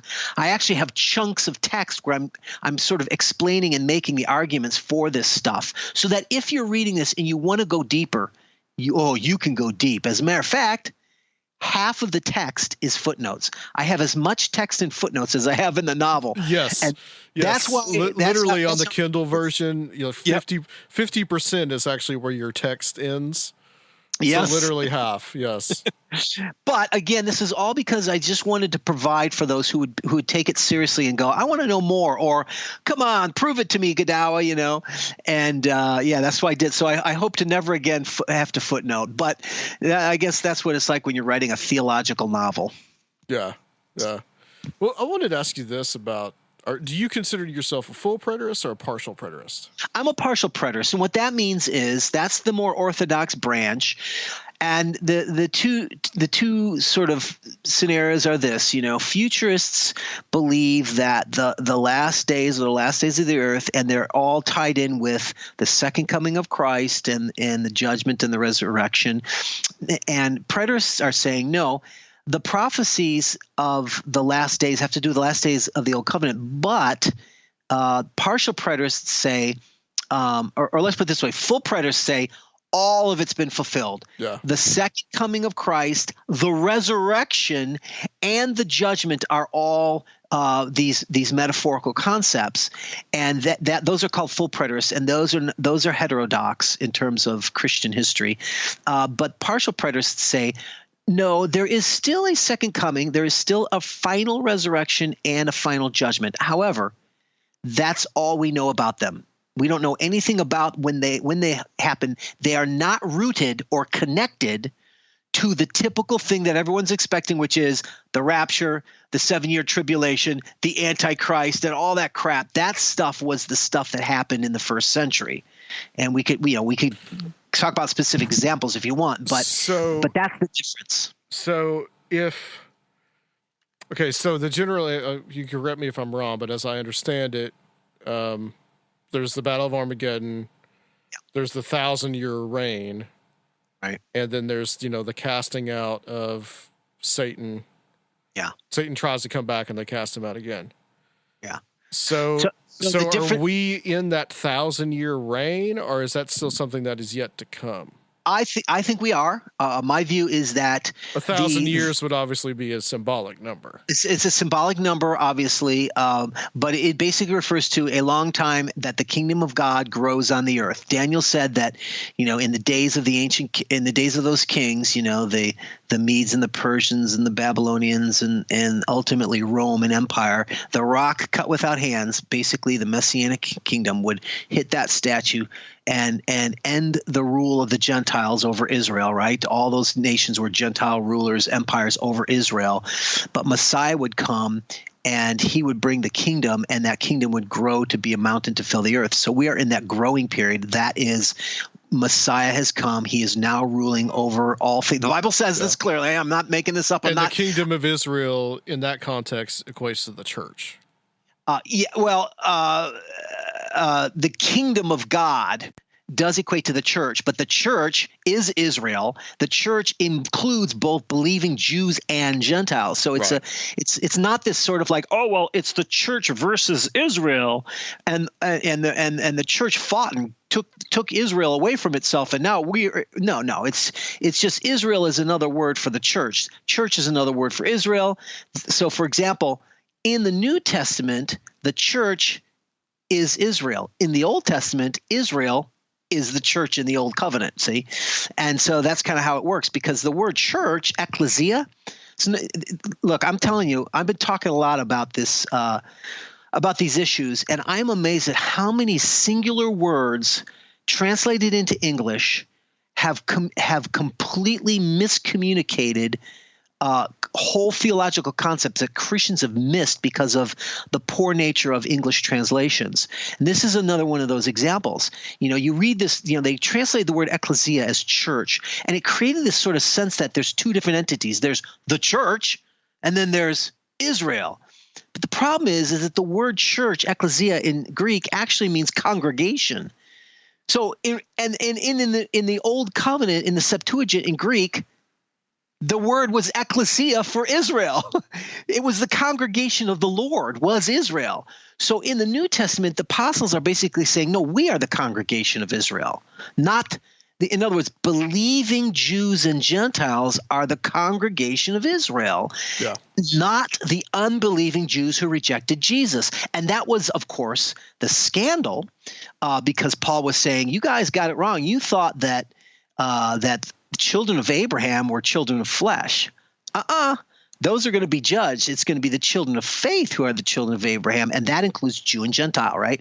So that's sort of this big picture that is so scandalous to the a large portion of the Bible prophecy crowd, because they all think that it's all focused around the ethnic or geopolitical Israel that we know of today, as if they are God's people.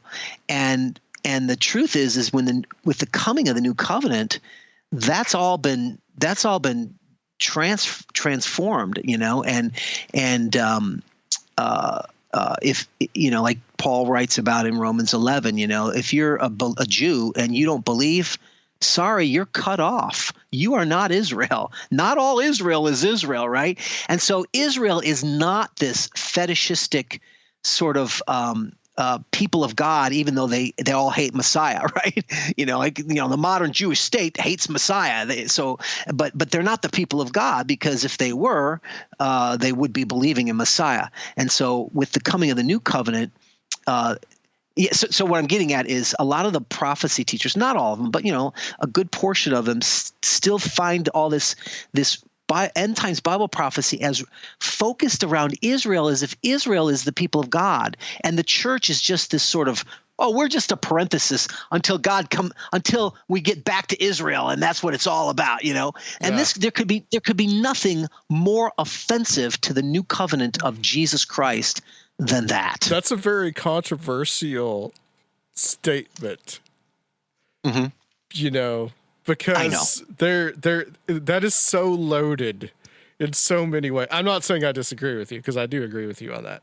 No, it is loaded, and I've talked to people about it. Very loaded. Absolutely. Let's be honest. I mean, that was there. Well, you've got this whole people will call you a replacement theologist, right, as a pejorative term, right. And they're wrong, but anyway, yeah. Yeah, well, in one sense they are. In one sense, though, you can kind of see the history behind it, because you can almost see how that whole thing was perverted to justify anti-Semitism, right, and some really bad things. Luther would say, and John Calvin, they would say some bad things just to justify killing people, Right. Well, see, here's the deal about that. Replacement theology, if you want to say the new covenant replaces the old covenant, absolutely, that's what the Bible says. The old, in Hebrews, the old is made obsolete, and absolutely. The new covenant, that's why I always say, if you're going to call anybody replacement theology, well, you better include Jesus in there too. Exactly. But what they really mean is the church replaces Israel. Right. And actually, that's not actually I'm a Reformed believer, and basically my view on that is basically Reformed. And what they don't realize is that, no, we're not saying church replaces Israel. We're saying the church is Israel, always has been Israel, because Israel is the true remnant of believers, both in Old and New Testaments. True Israel had always been those who believe, and that the greater nation at large did not always believe, and God, they were not God's chosen people. The chosen people were the remnant. And so in the new covenant, that's in the a New better way Testament, of looking at it, I think. yeah, so it's not a replacement. It's just the church is simply Jews who believe in Jesus, and now God adds Gentiles to that mix, and that's a change, Yeah. but it's not a replacement. It's an expansion, not a replacement, right? So anyway, but the thing that you said, I've dealt with this too, this anti-Semitism thing. It's just absurd because basically preterism stresses a very powerful thing, and that is it stresses what Jesus said in Matthew 23 and Matthew 24, particularly Matthew 23. See, Jesus goes through this whole discourse judging the scribes and the prophets, the leaders of Israel, for rejecting Messiah. You Pharisees, you hypocrites, you send people to hell, you're children of hell, right? He's condemning them to hell. And what does he say? He gets down and he says, woe to you, 7 woes, which is interesting. That's connected to certain things as well. But he says, look, upon you comes all the righteous blood shed on earth, from the blood of Abel to the blood of Zechariah, you whom you murdered between the sanctuary and the altar. Truly I say to you, all these things will come upon this generation. And all throughout the Gospels, particularly, Matthew, this generation, look it up, this generation, he's condemning them. He says, this adulterous generation, Nineveh will do better than you. Sodom will do better than you. Why does he say that? Because you reject Messiah. It's all about, someone greater than Jonah is here, and you didn't believe in Jonah, or I'm sorry, you didn't believe the sign of Jonah, and the sign of Jonah is the resurrection of the Son of Man. And this generation will be judged, this adulterous generation. Who is the adulterous generation? It's the Jews who are unfaithful because they reject Messiah. So Jesus himself is the one saying the first century generation that kills Messiah will be judged. How do they judge? How will they be judged? He says it right afterwards. He says, your house is left to you desolate. The house of God was the temple. And he says, not one stone will be left upon another. So Jesus himself is the one saying the first century generation is going to reject Messiah, and because of that, they're going to be judged, and the temple is going to be destroyed. This is a strong part of the preterist message. So what happens is, the other sort of future viewpoints say, aha, look at you, you're anti-Semitic because you're talking about judging, destroying Israel, all this kind of stuff. To which I say, no, we're just talking about the first century. That's the only guilty century. The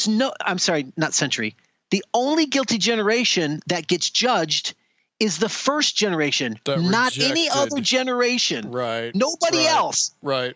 And so really, it's sort of like we are the furthest thing from what would be considered anti-Semitic. Now, if you want to call Jesus anti-Semitic, be my guest. You'll be the one who'll be judged by him because he's the one who said this, not me, right? Yeah.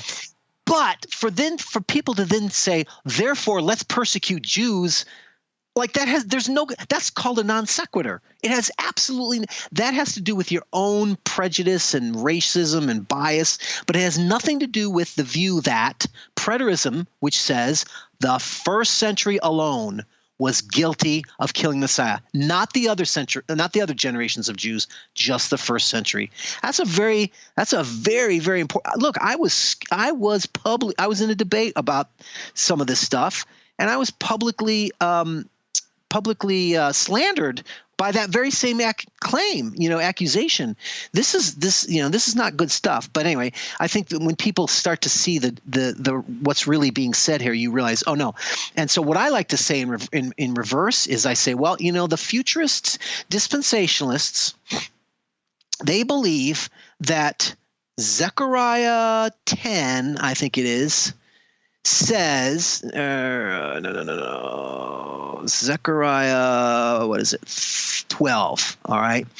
They believe that I'm sorry, it's 13. So they believe Zechariah 13 is about the end, the last days that are coming in our future, right? And they believe Zechariah is applied to the last days. And so they read Zechariah 13:8 and they say 2/3 in the whole land, declares the Lord, 2/3 shall be cut off and perish, 1/3 shall be left alive. And they believe that has to do with Israel will come back into the land. And then when you have Armageddon and you have the Antichrist persecution, 2/3 of the Jews will be killed in this massive destruction, right? And yet these are the same people who are saying, go back to the land of Israel because you're God's chosen people and the land is your land. And yet they are telling people to go back to a land that they believe 2/3 of those Jews will be murdered. So I always say, well, actually that's anti-Semitic because you're telling Jews to go back believing that 2/3 of them are going to be murdered. I'm like, that's pretty anti-Semitic. Yeah, there is all that. Yeah. I mean, that the whole push for the third temple is kind of like that too. Yeah. It really is because it's like, and you talked about the moving you were there when they moved the embassy to Jerusalem. Yeah. I mean, I'm sure there's other motives, but there's definitely a part of that is that there's a large base of people that sees that as a fulfillment of prophecy. Yeah, I know. And I got to tell you though that it's just I just think it's out of control. These people with the blood moons and the Shemitah and all these false prophets out there, and they're false prophets because they've been saying this stuff. Yeah. John Hagee said in 2013 that didn't we just have another blood moon just like a few days ago or something? Yeah, because there's blood moons. Blood moon is just basically a lunar eclipse, and it happens regularly. But he said the special event of 4 blood moons, which is like almost never occurs or whatever. And that was going to happen. And when did all that happen? 2014, 2015. And he said something big is going to happen. Of course, what he was implying very clearly was the rapture and the tribulation was going to start and all lead towards the end of towards the coming of Christ. Right. And he's a false prophet because obviously nothing happened. Right. Nothing happened. I thought as Christians we weren't supposed to be into astrology. Yeah, well, it's interesting because you make a good point, and the way that a lot of these Christians are talking, it does sound like astrological. Well, it is. It is astrological. Yeah, and I do think that there is some astronomical aspects to prophecy in the texts here and there and stuff, but nevertheless, my point is that all these people who are so sure that we are the last generation, we're in the end times, it's going to happen. They've been doing this for hundreds of years, and even in my own lifetime, I remember back in the 70s, Hal Lindsey, the biggest end times guy of all time. He sold 35 million copies of his late great Planet Earth, and his whole message was the end was going to happen in the 1980s.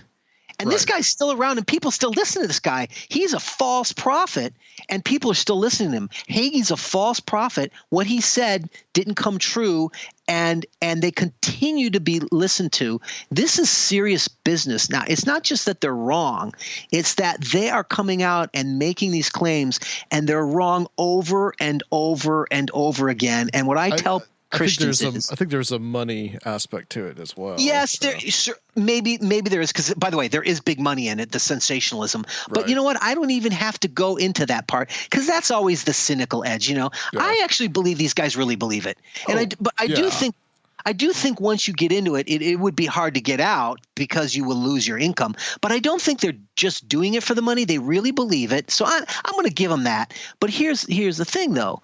It's like I tell Christians, listen, these guys, go back and read one of their books in the 70s and the 80s, and all the details that you hear them saying today, they said the same details, but they applied it to all the historical newspaper things that were going on back then. And they're always wrong, and they've been wrong over and over again. There comes a point where you have to start asking yourself, maybe it's not just that the specific interpretations are wrong and they'll get it right next time. Maybe it's the system that's wrong, because if they're always wrong, always over and over again, maybe you should consider a different system. And that's a suggestion I like to give Christians to consider reading up on preterism, at least read a different view. You might find answers to all these problems that are hounding you, like, why are they always wrong? Why is this stuff, why, Israel becoming a nation in 1948, all this stuff was supposed to happen within a generation, according to them. We're now in 2 generations and nothing has happened in terms of no great tribulation, no rapture, none of that stuff that they said was going to happen. Right. And I'm saying, this was part of even back in the 70s is what caused me to start reconsidering saying, maybe I should at least listen to some other viewpoints, and you might find some things that you are astonished to learn. And sure enough, that's what happened to me. I wanted to ask you about the nature of the Antichrist, the beast with the 7 heads, and what that means. Yeah. Well, to start with, First John is First and Second John, I think, is the only place where the phrase Antichrist arises, and this is what. Look, I could tell you, we could do a whole show on just single words that have been completely misinterpreted, and the answers in the Bible. And this is one of those classic things. Everyone assumes the Antichrist. Oh, the Antichrist. It's this individual. It's the omen, right? It's an individual, and he's going to come and do this and all that. But the word Antichrist is only used by John in a couple of his books, and if you go there, you find he defines it not as an individual, but simply as it's basically like saying anti-Semitic, only it's anti-Christian, But in particular, it's those who are against Christ, and so John writes in 1 John chapter 2, 8 verse 18, "Children, it is the last hour." Well, that's interesting. The last hour of the last days. Wow, John thinks that they're right in the last hour of where everything's going to happen. And he says, as you heard that Antichrist is coming, so now many Antichrists have come. Therefore, we know it's the last hour. And Antichrist there is not the Antichrist. It's just generic Antichrist, meaning a spirit of being against Christ. And he says, so now many Antichrists have come. And then a couple of verses later, he defines, well, what is Antichrist? He says, who is the liar but he who denies that Jesus is the Christ? This is the Antichrist, he who denies the Father and the Son. It's not an individual called the Antichrist. It's simply people who deny Jesus is the Christ are Antichrist. And in John's day, who were those people? They were the Jews who rejected Messiah. So he's saying that he's writing to fellow believers and Jews. Most of them are Jews, not all, but most of them are. And he's basically saying, the Jews who are rejecting Jesus, they are Antichrist, and they're going to be judged. So there's no specific individual. Now, if you go to the book of Revelation, there is the beast, and that's definitely for sure. There is a beast and all that, but it's not the same thing as the Antichrist at all. Yeah, those are often conflated with each other. Absolutely. Yeah. And one of the things I like to point out about the beast, this is another, I'll go right to this, there are so many things that John says that explains the text, the opposite of the way we assume it. Before I get to the beast, let me just do a quick couple ones here. One is, Revelation 1, John is basically, he's laying out for us, the very beginning of the book, he's sort of saying this is what this is all about, right? And what is the first sentence he says? The revelation of Jesus Christ given to his servants, the things that must soon take place. And that's not the only place in Revelation. He says this about 10 times, must soon take place. The time is near. It's about to happen. It's like this is a guy who's talking about something that's going to happen in their lifetime. It's not going to happen 2,000 years from now. That language doesn't fit. And so people, it's right there in the text. And so you have to basically come at it and say, well, if I believe this happened 2,000 years from now, then I'm going to have to think must soon take place is not really soon. He doesn't really mean what he says. It must mean something later, But these kind of explicit statements they're far more than you realize. Just a few verses down, verse 9, he says, I, John, your brother and partner in the tribulation, was on the island of Patmos. So people go, when's the Great Tribulation going to happen? When's it going to happen? John is writing in the first century around 65 AD, and he's saying, I am your partner in the tribulation. The tribulation was happening in 65 AD when he's writing it. Right there, he says so, Right. At least he believed it, right? So these are the kind of things that they're far more explicit than you realize. So when you get to the beast, there's another classic case where John, anyone with a shred of, integrity and honesty knows that, or intelligence knows that the Book of Revelation is a symbolic book. So you can't take all this stuff literally. It's heavily symbolic. That doesn't mean it doesn't refer to something. It does refer to something, but it's symbolic. So when he talks about a beast, it's not a literal beast with 7 heads coming out of the sea. That's an easy one, right? But nevertheless, if you understand that, he's talking about this vision of the beast in Revelation 17, talking about what it's dressed of and all this stuff. And then he takes a second and he goes and he steps out of the vision and he explains to us. Now, I want to explain something to you. He goes, verse 9, this calls for a mind with wisdom, okay? The beast that has 7 heads, he says, the 7 heads are 7 mountains on which the woman is seated.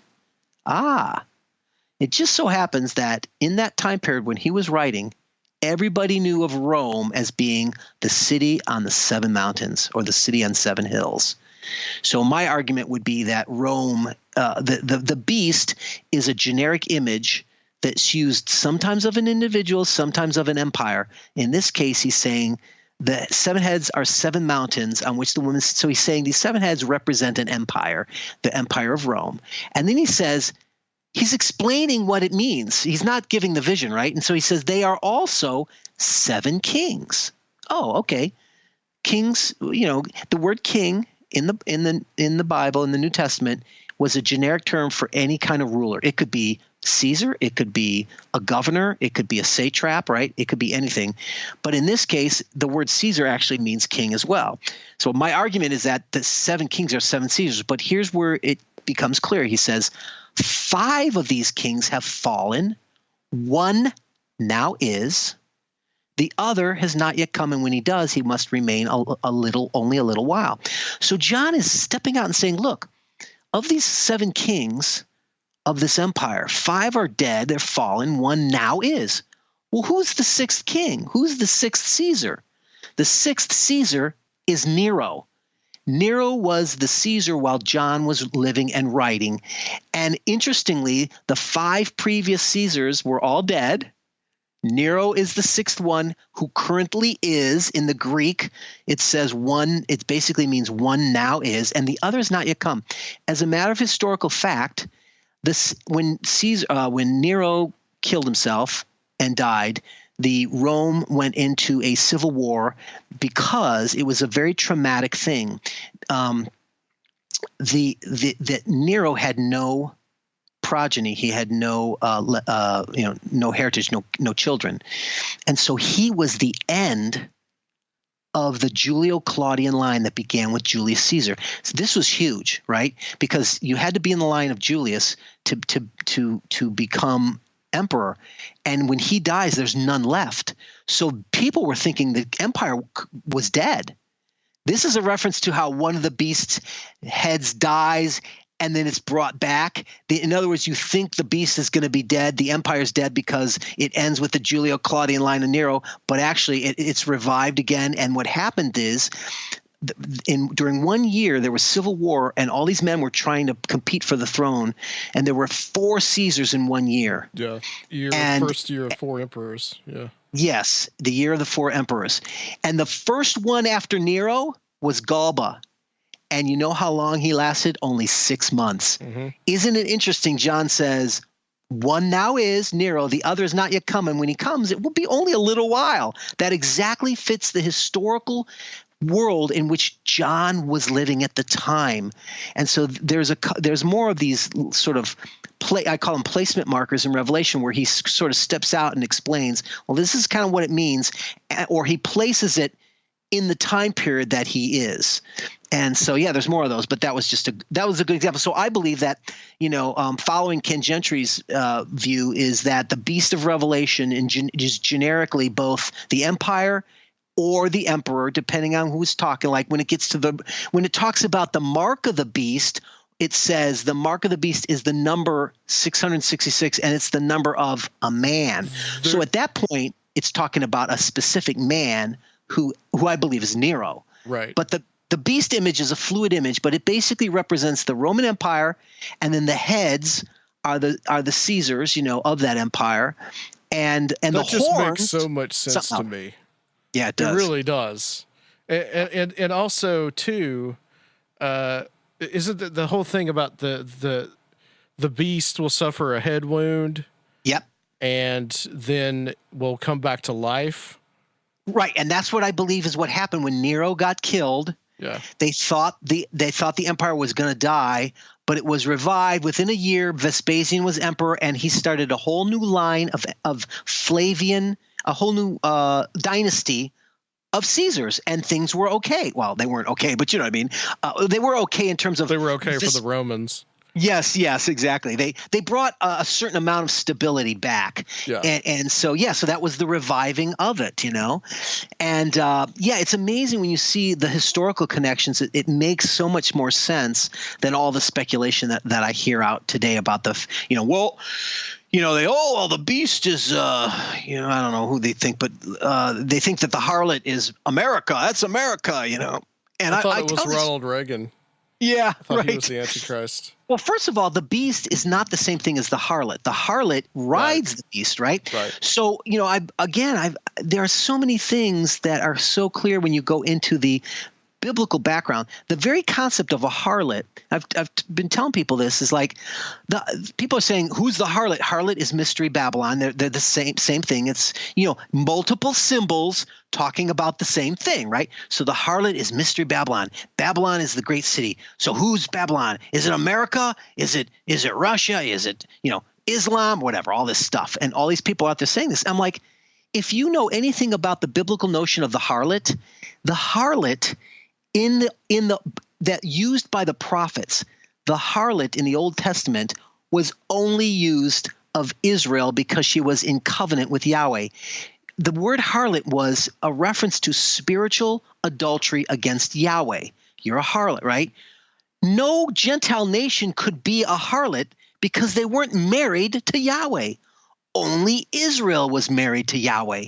So when you read John using that same image that the other prophets used, it always meant Israel because only Israel could be unfaithful to her husband, Yahweh. No other Gentile was married to her. And so now in the book of Revelation, I tell people the harlot, by definition, biblically cannot be America. It cannot be Islam. It cannot be anyone other than Israel who was in covenant married to Yahweh. And that's why I believe that, the harlot in the book of Revelation is a reference to the first century Jewish religious leaders who led Israel, and particularly the religious ones, because the religion was the focus of the faith of the nation, right? And so they were the ones who led in this unfaithfulness against Yahweh, and that's why God was judging them. Yeah, and the Babylon really refers to Jerusalem. Yeah, Babylon is another word for Jerusalem because the premise of Revelation is you see everyone sits and says, well, Jerusalem can't be the great city. That's what the phrase is, the great city, the great city. You look down in Revelation chapter 17, it says the woman that you saw is the great city, and that's Babylon. Then they say, well, Jerusalem wasn't a great city, but America is a great city or whatever, or Rome or whatever. And I go, well, this is another one of those cases. Well, guess what, folks? John himself tells us what the great city is. Literally, he tells us this is what the great city is. And where he does that is in Revelation 11, verse 8. He's talking about the two witnesses. And he says they're dead. They've been killed now at this point. And he goes, their dead bodies will lie in the street of the great city. Ah, there it is. Okay. That symbolically is called Sodom and Egypt, where their Lord was crucified. Jesus was crucified in Jerusalem. John is telling us Jerusalem is the great city. He tells us right in Revelation. When you're looking for a hermeneutical key, there's nothing more clear than the text itself, and you can't go against the text, right? Yeah. And so what I tell people is, and in that verse itself, it also explains to us why he calls Jerusalem Babylon, because he also calls it Sodom and Egypt. So what he's saying is Sodom, Egypt, and Babylon were the three biggest enemies of God in the Old Testament. Anytime they wanted to, anytime that, and particularly Babylon, because of the exile, Babylon was the ultimate enemy of God. Right? That's why they go back and tell the story of Tower of Babel, because they believe that Babylon was rooted in Babylon, was all evil. And so what John is saying is Jerusalem, which was known as the holy city, because it rejected Messiah, it has become the opposite. It has become the enemy of God. Jerusalem is now called Sodom, Egypt, and Babylon. Why? Because God's going to judge it. So in other words, God turns, so to speak, he turns Jerusalem into, not turns, they're already the enemy of God. But what I'm saying is literally, he's calling Jerusalem the enemy of God because he's going to judge it. And that all makes perfect sense. Are the two witnesses anywhere in history? Are they written about? Now, I believe that the two witnesses, this is an interesting thing. Here we are always talking about Revelation, but I want people to buy my book. So let me tell you, in my books, I actually do have the two witnesses in the first century as well. And I have them as two literal characters. And it's interesting because Josephus actually wrote about one prophet who was in Jerusalem the entire time for 3.5 years, pronouncing judgment on Jerusalem. Interesting. Woe is Jerusalem. And so it's possible he may have been one. Now, Josephus didn't know everything. There might have been another guy there and he didn't know about it. So there may have been two guys, But the truth is I think it could have been two literal guys, but it doesn't have to be. I suspect it wasn't. But in my novel, I went ahead and made them two literal guys because they're both literal and symbolic. But I think that the text, whether or not they're literal, is not important to me. What's important is the meaning of the symbol. And in Revelation 11, it talks about them. I think scholars have pointed out that the things that the witnesses are doing are the things that Moses and Elijah did. So they're symbolic of Moses and Elijah, which is really a reference to what? The law, Moses, and the prophets, Elijah. So he's saying the witnesses is the law and the prophets. And why are they witnesses? They are witnessing against Israel because God is going to divorce Israel and perform capital punishment. But what does God's law say? You cannot engage in capital punishment unless you have two witnesses. So God has two witnesses against Israel are the law and the prophets that they rejected because they rejected Messiah, and the law and the prophets prophesied the Messiah. So they are being judged and witnessed by the law and the prophets. That's why they have now become Sodom and Egypt and will now be judged. Does that make sense? That does make sense. So we could be dealing with that's also figurative language. As well. I believe it could possibly have been real people. Sure, I wouldn't be against it because God can have prophets that come and do miracles. Sure, absolutely. Yeah. And so in my novels, I actually do have them literal, and I think it's kind of cool because they're going around pronouncing things, and through the two witnesses, I'm able to explain some of the theology, and they have these plagues and stuff. So it's kind of it's cool, dramatic stuff, and I have that all in the novel, and I'm really proud of the fact of where they come from, like the way. Look, we don't know where they come from because it doesn't tell us. So I came up with a fictional story of how these characters may have come to be. God calls them, but what might that have looked like, right? And I'm kind of proud of them. When I first started the series with the first novel, I didn't know exactly what I was going to do, but I had some ideas. And then as I worked through the story, the witnesses started out as a plot device that I was going to have, but they ended up becoming two of my most interesting characters of the whole series, which is kind of cool. Well, excellent, Ryan. Thank you so much. Was there any questions that you had, Surfiel? Or no, not really. It was real eye opening. I always looking at the Book of Revelation, I was always struck by the sense of immediacy I got from it, and it seemed strange that people kind of made it more abstract, and it never really felt like it was pointing towards as far away in time as now to me. So that yes, very interesting. I agree. I think that that's a real common thing, and I think that if you just read it without preconceived notions, you get that impression, don't you? It's like, this stuff's going to happen. It's about to happen. It's coming soon. Get ready. The time is near. And you're like, well, it's sure. If you just read it on the surface, it sure reads like this stuff is going to start happening now, Yeah. And so people will ask me, well, are you just saying that everything's fulfilled and there's no future? There's no second coming? It's like, no. Look, if you go and you read Revelation 20 and 21, you see that there are a couple things that begin in the first century, but end up projecting into the future, right? And so there is I think Revelation 20 looks ahead to the great white throne judgment and the resurrection that is yet to come. And I even think that the new heavens and the new earth in Revelation 21, if you look closely, this is another case where you go, well, what is the New Jerusalem? Is it a literal town? Is it a little city? Is it a literal block and a cube? It's like John tells us what Jerusalem is. In Revelation 21, he says, 21 verse 9, he says, come, I'm going to show you the bride, the wife of Christ, of the Lamb. That's obviously the body of Christ, right? And he says, he carried me away in the spirit to a great mountain and showed me the holy city, Jerusalem, coming down out of heaven. So he's telling us that the holy city, the new Jerusalem coming out of heaven, is a metaphor for the bride, the body of Christ. We, the new covenant community, are the new Jerusalem that God prophesied, right? And of course, that began in the first century, didn't it? Obviously, Jesus brought the new the new covenant kingdom, right? But of course, it only begins in the first century, but that grows to be a great high mountain throughout the earth. And so that, of course, goes into the future. And that, I believe, is the case there. But it begins in the first century. Oh, on that note, Brian, thank you so much. Where can people get the book? Everything's at Amazon. You can get ebook, paperback, and audiobook, all my books. And I don't just have the novels. I also have the theology and eschatology if you want to get the Bible stuff. But it's all at Amazon exclusively. Great cheap prices. I recommend it. But if you want to learn a little bit more about me before you jump into that, my website, Godawa.com, everything's there. You can free stuff, cool pictures, all kinds of extra information you want to learn about it before you dive into it. Go to Godawa.com. Excellent.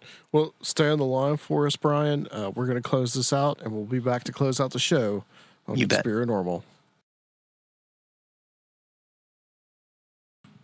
right, let's do this before Rob passes out on us. I'm not Me sleeping. You're not I'm awake. Good. At least you don't have to drive, Rob. Yeah, It's true. yeah. I just have to stumble to the house. You just got to stumble on in and say, "Oh, let's all go good night." Rob is a tired man. He works hard. He parties hard. He vacations hard. That's right. So Well, I made the mistake of eating chicken wings with you, Adam, and having a couple beers, and did that do you in?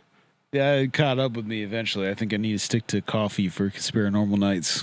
You could be like Luke and just go get Taco Bell and just.